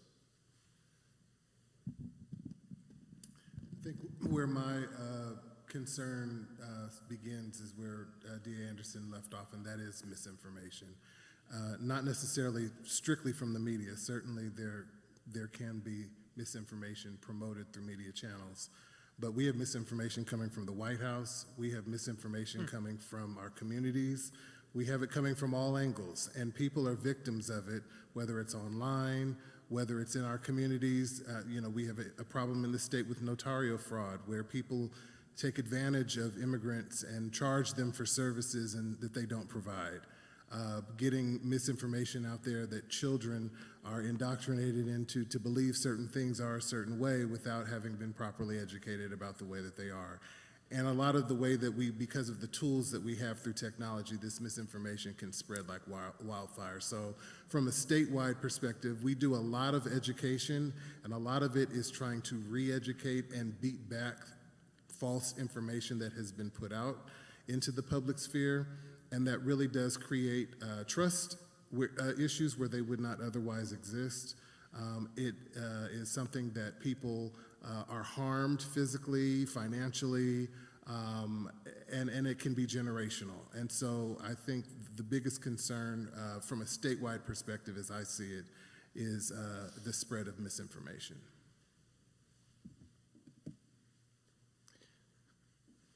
I would say for me personally, today I was reminded we had a brief on the Monterey Park shooting a year and a half ago.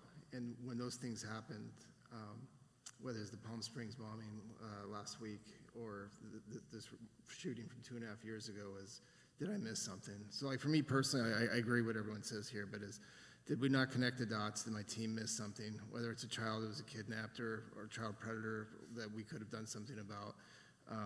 Like our phones stay on 24 hours. Everybody here, we are taking those calls in the middle of the night, and we are pushing ourselves to make sure that like the evil out there is kept at bay as best we can. So I would say my concern is, what I missed. Every time something bad happens in LA's, the 7 counties around Los Angeles, I feel it. That's my first thought, was that something that my office, my team could have stopped. And those are real feelings. So thank you. Thank you. This is a great time to reiterate, as I did when we first started, the community are the police and the police are the community. So as just as we are expressing our concerns, law enforcement is also expressing their concerns, and what we're looking to do again is bridge that gap between law enforcement and the community. So thank you for sharing your concerns. We have a more personal question, and we may be able to, I know for sure that we can speak to this. We have a case 5 months ago that is being investigated that resulted in a homicide in the home. The local PD said that they are waiting on DNA evidence. What is the right expectation for me as a member of the public to have for the timeline of a local PD to get DNA evidence? What is the right way for me to follow up so the case does not get cold and this innocent life taken gets justice?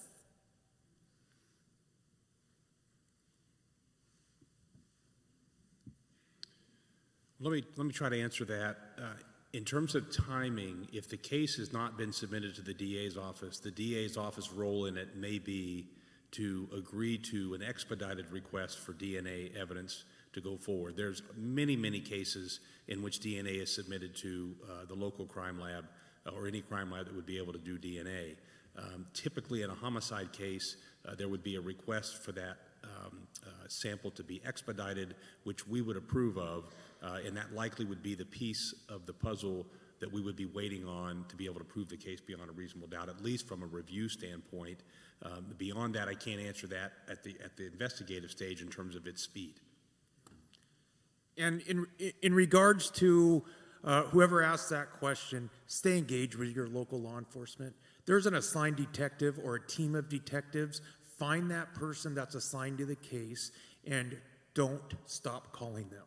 Be engaged. And I think any homicide detective is going to release as much information as they possibly can to the family. They're going to hold some back due to the nature of the investigation. But be the advocate for the family. Reach out to that detective. Keep in contact with the detective. Let him know that you're not going away. And I think that there will be a bond formed, if not already, and you'll be able to get some of that information as it comes in. And likewise with the DA's office, typically we would already have a victim advocate assigned even on a case that hasn't been filed because we work with our police agencies that closely. That would be already something that's been either briefed within our homicide unit, or if it's a homicide within a specialty unit, it's a gang case or it's a family violence matter, you can follow up with the DA's office because we're going to be aware of that also. So our victim advocates are responsible for being able to give timelines and details about where the investigation is proceeding. Okay, can we speak to the timeline for that, or can we speak to expedited? It's very difficult to speak to timeline without having more detail. I'd be more comfortable with talking offline with somebody in terms of more detail on that. If there's a sufficient sample for DNA, then it literally will just be a matter of the lab being able to run that in terms of getting a match back. A sample back. That would be it.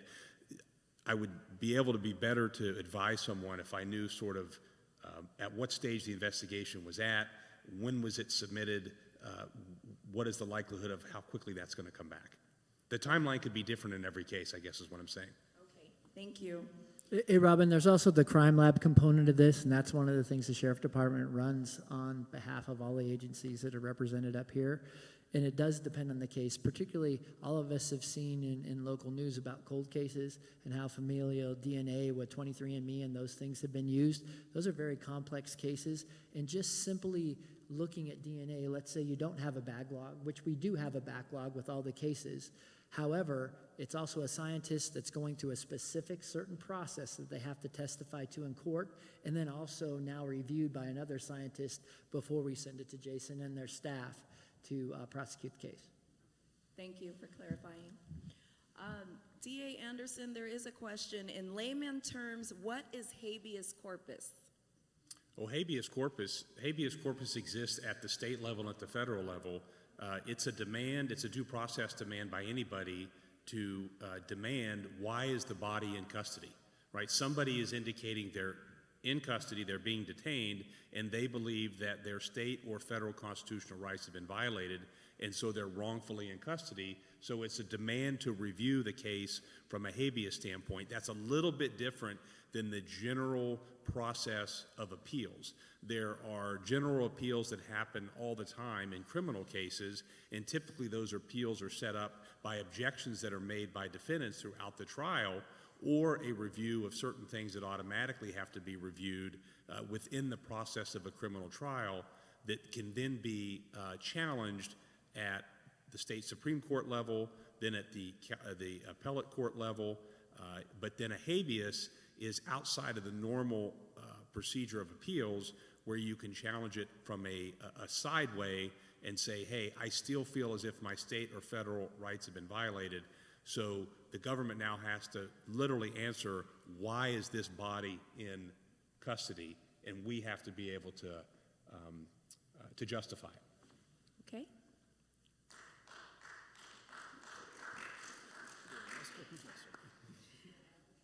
Okay, another question from our audience. In a time when DEI initiatives are being challenged or even rolled back in some areas, how is our police department committed to upholding the values of diversity, equity, and inclusion, both within the force and in how it serves our diverse community? Well, of course, when we talk about DEI, law enforcement's been involved in making sure that we try to reflect our community in terms of hiring for years and years. A number of those recruitment and retention efforts that we talked about are difficult. Some of them we're facing are cultural. And I can tell you the numbers right off the top of my head.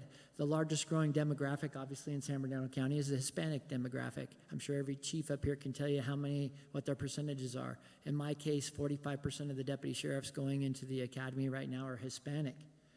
When we talk about African Americans compared to the census that are in our department already, it's 5% on the sworn side, about 7 to 8% on the entire professional staff and sworn staff, which is reflective of the census, if you will. Now, when you talk about culturally, a lot of the deputies that I talk to, and African American deputies, they've got aunties and uncles and other people that really don't want to see them in this profession. And those that are in this profession, imagine an African American officer, and Rashad, if I'm out of school, you tell me. But imagine, and this drives me crazy as their sheriff, I see people of their own race belittling them in protest lines and other things when they're just out there doing their job. And so culturally, it just shocks me to see these things going on, and then the pressure that an African-American deputy sheriff has. They go home, their immediate family supports them, knows that they're doing all of the right things, but then the pressures from the extended family, culturally, experiences that are negative towards law enforcement in that family also affect them. And what I see is just a pressure cooker. So when we talk about diversity, equity, and inclusion, law enforcement agencies have been doing that for years. And I can tell you up here, ask the numbers, there is proof in that. I see more females coming into the profession of law enforcement than I've ever seen. And those little 100-pound girls, and they're like, how's she going to deal with a 300-pound parolee that's yoked up, just got out of prison? I'm betting on that female deputy sheriff every time. Every time. They're little spider monkeys, and they take care of business. But please, please know that. And one thing, and I'm going to go back to the tour of the DA's office. Folks, I invite every one of you to come to an academy graduation. We run the regional academy here in our area. If every single one of you don't walk out of that building after a graduation and feel taller about what you see about your community, you come tell me and I'll fix it. But I guarantee you, you may walk in 5 foot, you're going to walk out 6'3". Thank you. How is our local police department actively building trust with communities of color and faith-based organizations, especially given the national concerns about racial profiling and use of force? Well, since I'm the local agency, I'll go ahead and cover this question. I think it's very important to first say that we have to build trust with everyone. If you don't have trust, you have nothing. And it has to be through education. And bless Deputy Cobbs for his statement he made earlier. You can't build trust. You can't have communication if people don't show up. Your community can't say, we want to know about you, we want to get to know you, and then they don't show up to hear you. And if it happens in relationships, whether it be in your house, whether it be at work, or wherever you're at, if you don't have communication, you have nothing.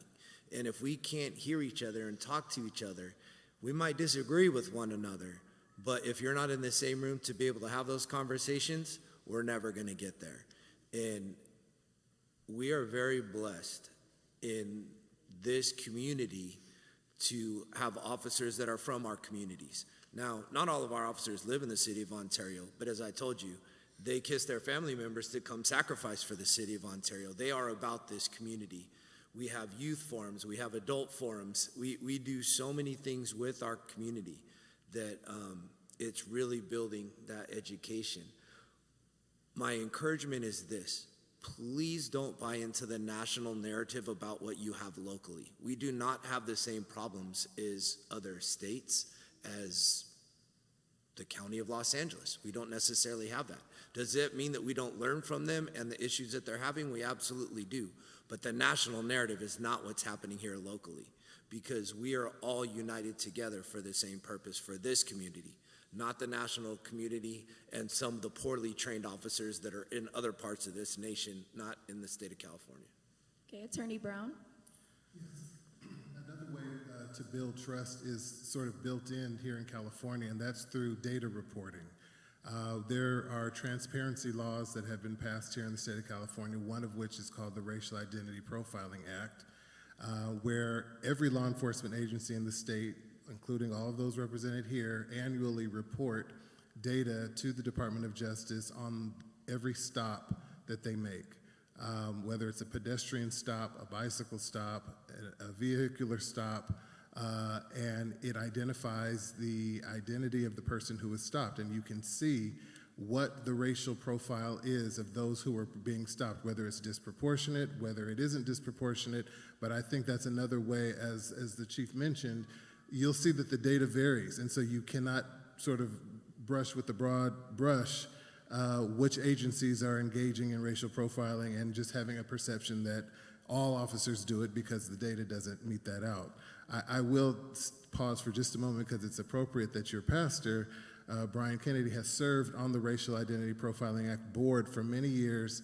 He just concluded his service, and I think he deserves a round of applause for the work that he has done.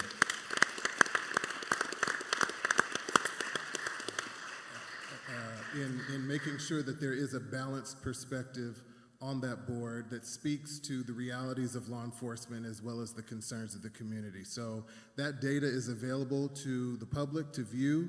You can filter it down by the agency to see what that data is being reported. We also, I think someone had mentioned something about student resource officers. It includes even your student resource officers for school districts that have their own police departments, and you're curious about what stops are being made on campuses.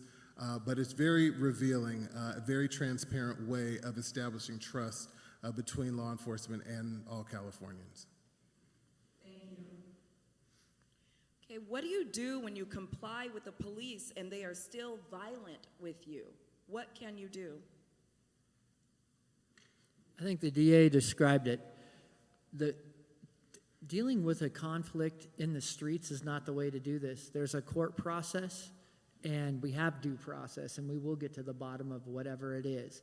Also, most agencies, and I'm pretty sure all the agencies covered at this table, are wearing body-worn cameras and a number of things. So when you talk about complaints or anything, they are much easily investigated in terms of evidence and making sure we understand completely what the situation is. And as much as we talk a lot about law enforcement officers' behavior, folks, we need to talk about our own behavior in the streets.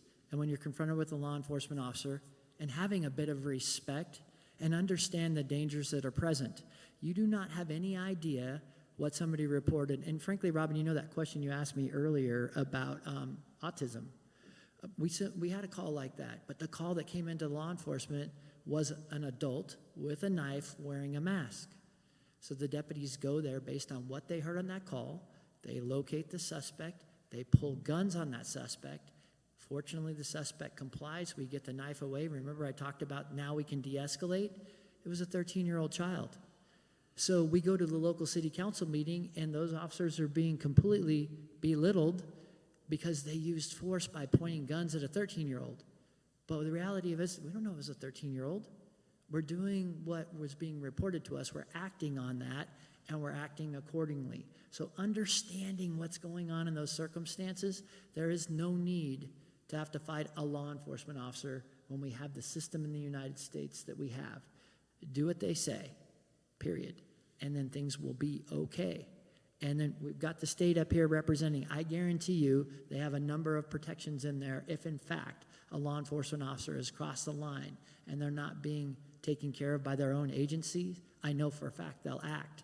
There are so many things that have passed in the state of California, going back to what Chief Lorenz said, that we have to realize as a public. When a peace officer graduates the academy, they get a post certificate. The state recently has changed that post certificate, and they call it a license. That is a license that is just like our driver's license. It can be given and it can be taken away. And there are certain behaviors that it can be taken away, and they will never, ever get it back. Because we did have problems with an officer getting in trouble, going to a different department, it not being completely investigated and kind of bouncing throughout the state. Those laws have been in place to prevent that.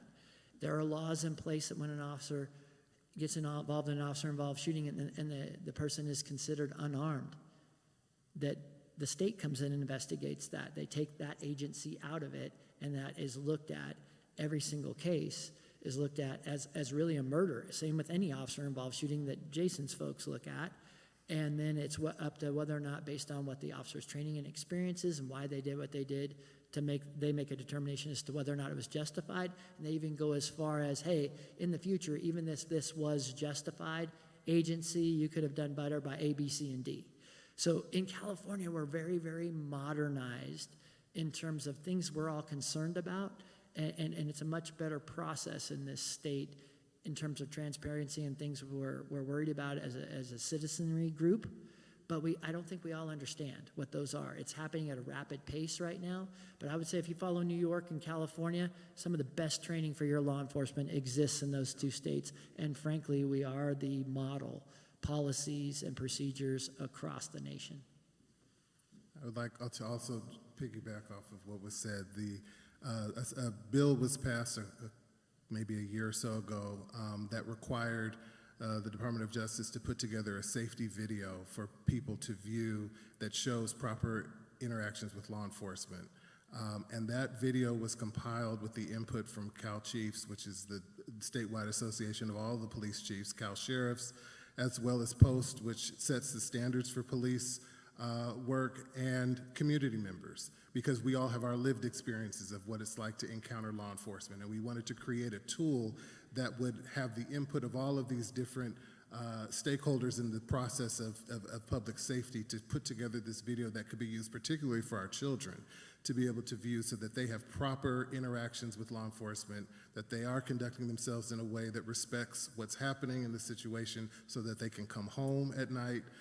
All of those things went into this, and so it's something that will be coming out this year, and hopefully will be of a great resource to everyone.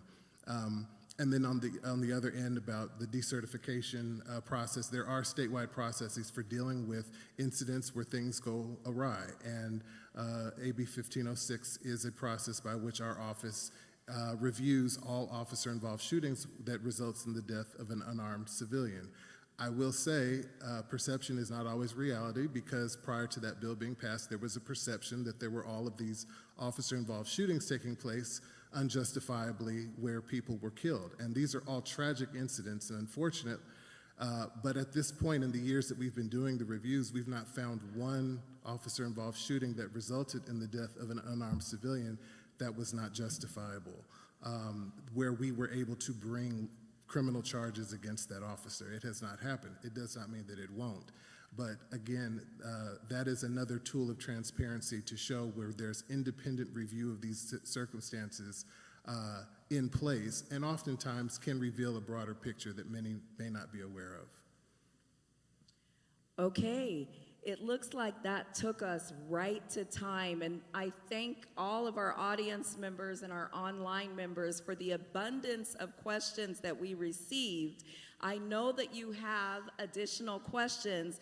I'm going to ask one final question to see if we can get this answered quickly, and then I'd like you to share your hope moving forward for everyone, and we can try to do that in 30 seconds or less. I'm raised by a law enforcement officer, married to a retired law enforcement, and that being said, we start on time, we finish on time. So here's the question, and I'll do my best to try to read it. Can you give us an update in the state of Chino Prison in regards to the San Quentin death row inmates that were moved back and forth and result of feedback from the community? So yes, we got a lot of feedback from the community, and I know Mayor Ulloa, the mayor of Chino, and Chief Menson actually wrote a letter to the state to contest moving death row inmates to the Chino Men's Prison. I think that is still an appeal. They've also asked for an audit of the prison. There are numerous improvements that have asked to be done. I don't know the current status of that audit. I believe it is scheduled and going to take place. I just don't know the current status of it. I know it is something that the community strongly opposes, as well as the city officials and county officials oppose the move of death row inmates to that community. Thank you. I hope that answered the question sufficiently. Okay, so that being said, your greatest hope moving forward in your department or in your position? My greatest hope is for the citizens of Ontario. Understand that I am the Chief of Police for Ontario PD, but I'm also your Chief of Police. If you do not feel that you were treated fairly by the police department, please call me. Like I said, we have to have that communication. Going real quick back to the earlier question that was said about if somebody felt like they were treated unfairly, our officers are mandatory, or it's mandatory for them to use their body-worn camera. I have a standing thing with my internal affairs sergeants. If somebody complains about the use of force that was done, I will not review the video without the person complaining, watching it with me. But that person better be careful for what we see on that camera if their actions weren't the way they should be too, because then I'll talk with District Attorney Anderson and we might do some further charges. But the sheriff said it earlier, we don't do everything perfect. There's definitely ways we can learn from it and do things better.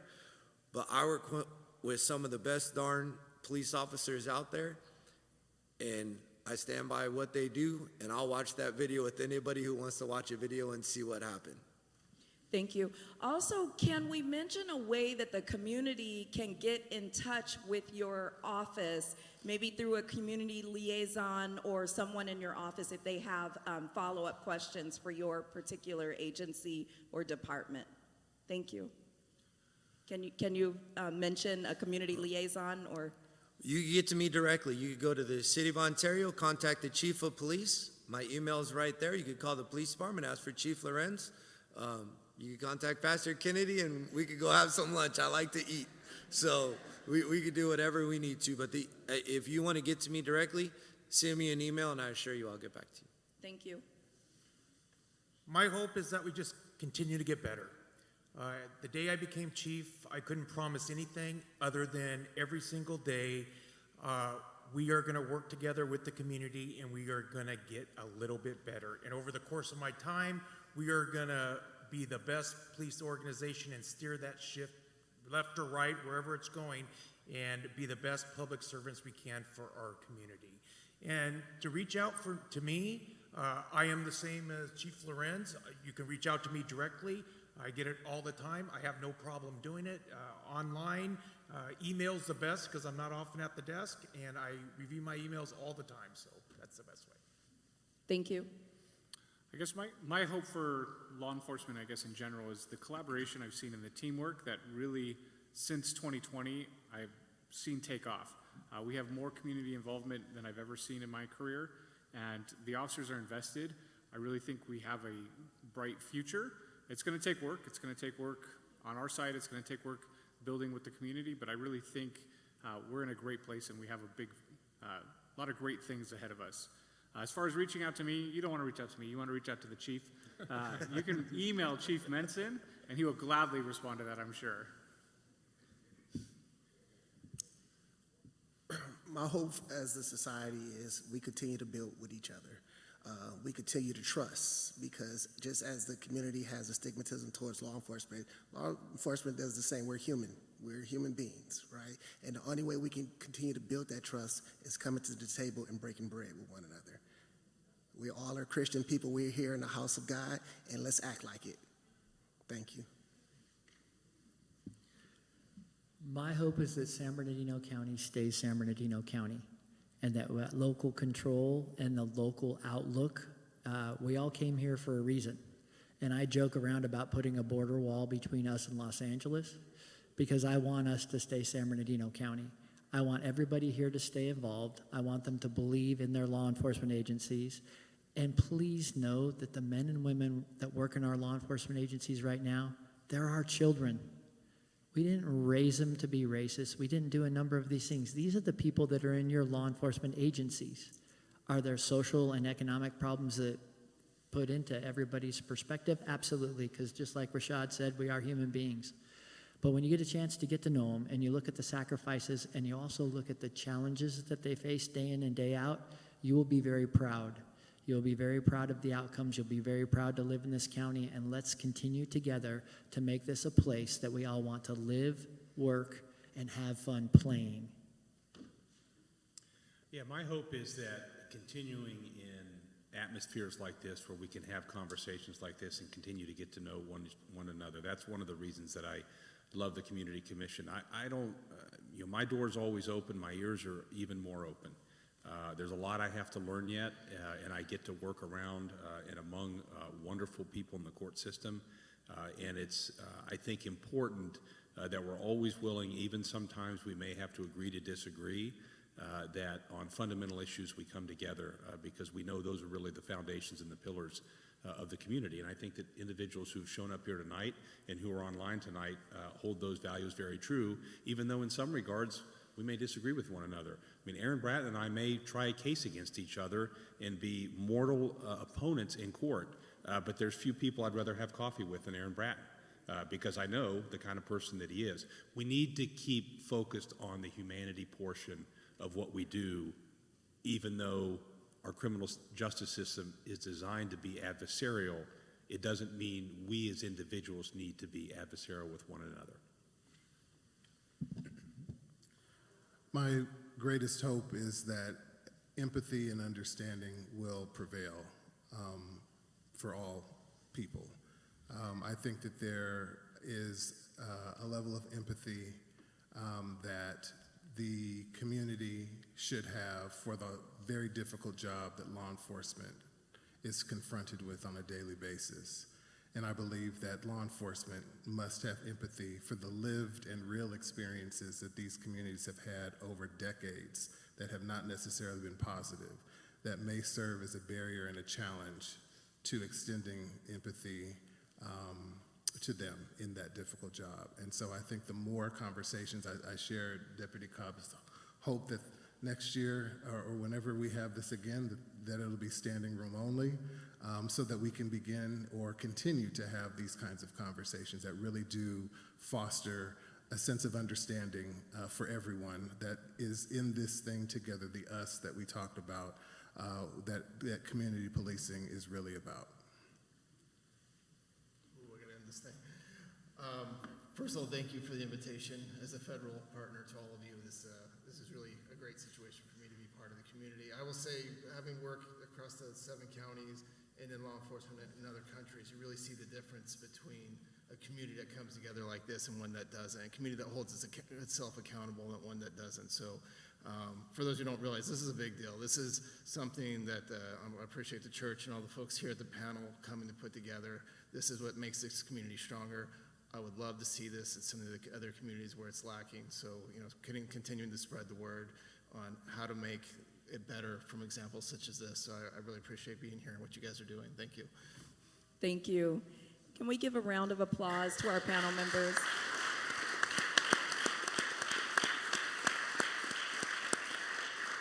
Thank you for your dedication and your commitment to serving your communities, serving your agencies, and serving us this evening. Thank you. I'd like to invite Pastor Kennedy for closing remarks. Thank you. Thank you again, Robin Allen, for a phenomenal job in facilitating the panel. Thank you. And to all of our panelists, thank you again. You worked the full day, and then you came here tonight to be with the community. Thank you. And it was my pleasure to serve on the RIPA board. All right, we had some great conversation with our law enforcement officials on that board, and several agencies are represented on that board. And I was a part of updating the curriculum for the academy, the train-the-trainer curriculum. And so it's really exciting to have worked for our state at that level. Thank you all for coming. And Howard, thank you for being here. It's our special agent in charge with the FBI, and a lot of times we don't know how involved the FBI is in our community. They're not up front like you see this group, but I promise you, they are very involved in our communities. And when we had that incident in San Bernardino, I saw cars light up on the freeway and rush to that incident. So you don't know who's who. So watch how you're driving and know that you have a lot of agencies represented in this county. Now, I want to address something before we leave, because I don't want you to leave so disappointed. And I know you saw the mics, and I'm very sorry that those mics were out there. We thought about how to accomplish something this huge efficiently.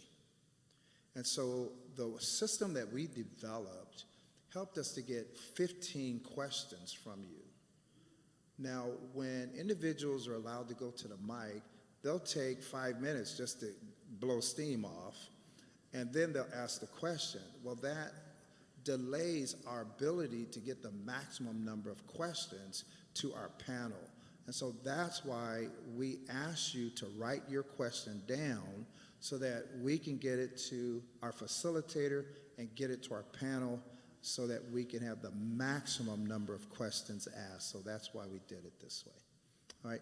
Now, if any of you are able to stay a little bit later, for those of you in the audience who want to have a private conversation, oftentimes our panel members will do that. So if you have something really pressing, you just have to get off your heart and, excuse me, and ask one of our panelists, please feel free to do that, okay? If you want to ask me a question, I'm right here, okay? Amen. Let's stand together.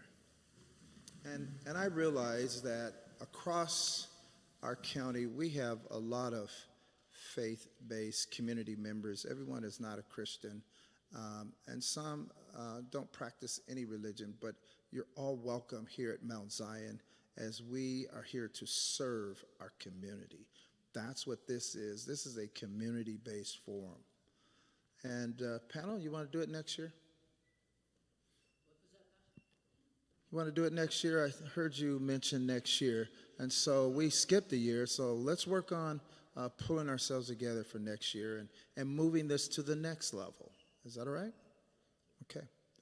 Father, thank you for these precious moments with our law enforcement officials who showed up tonight to help us understand how they do their work here in San Bernardino and what they're committed to do in regards to keeping our community safe, and talk about tough issues and recognize that they're trying to do it better even if they make mistakes. I want to thank you for them. I ask that you will let your hand of favor be upon them and upon their families. Their families sacrifice so much for them to do what they do. And so let your favor be upon their families. Give them that time back where they spend so much time in the community. Give them that family, that special time together, especially with their children. And I remember, and I ask that you'll remember this audience, some online here in person. Thank you for their commitment to learn and to fight for a one community mentality versus the us versus them mentality. God, bless our communities. Help us to do better. Help us to be more united. The Lord bless you and keep you. The Lord make his face to shine upon you and be gracious unto you. The Lord lift up his countenance upon you and give you peace. Let those who love the Lord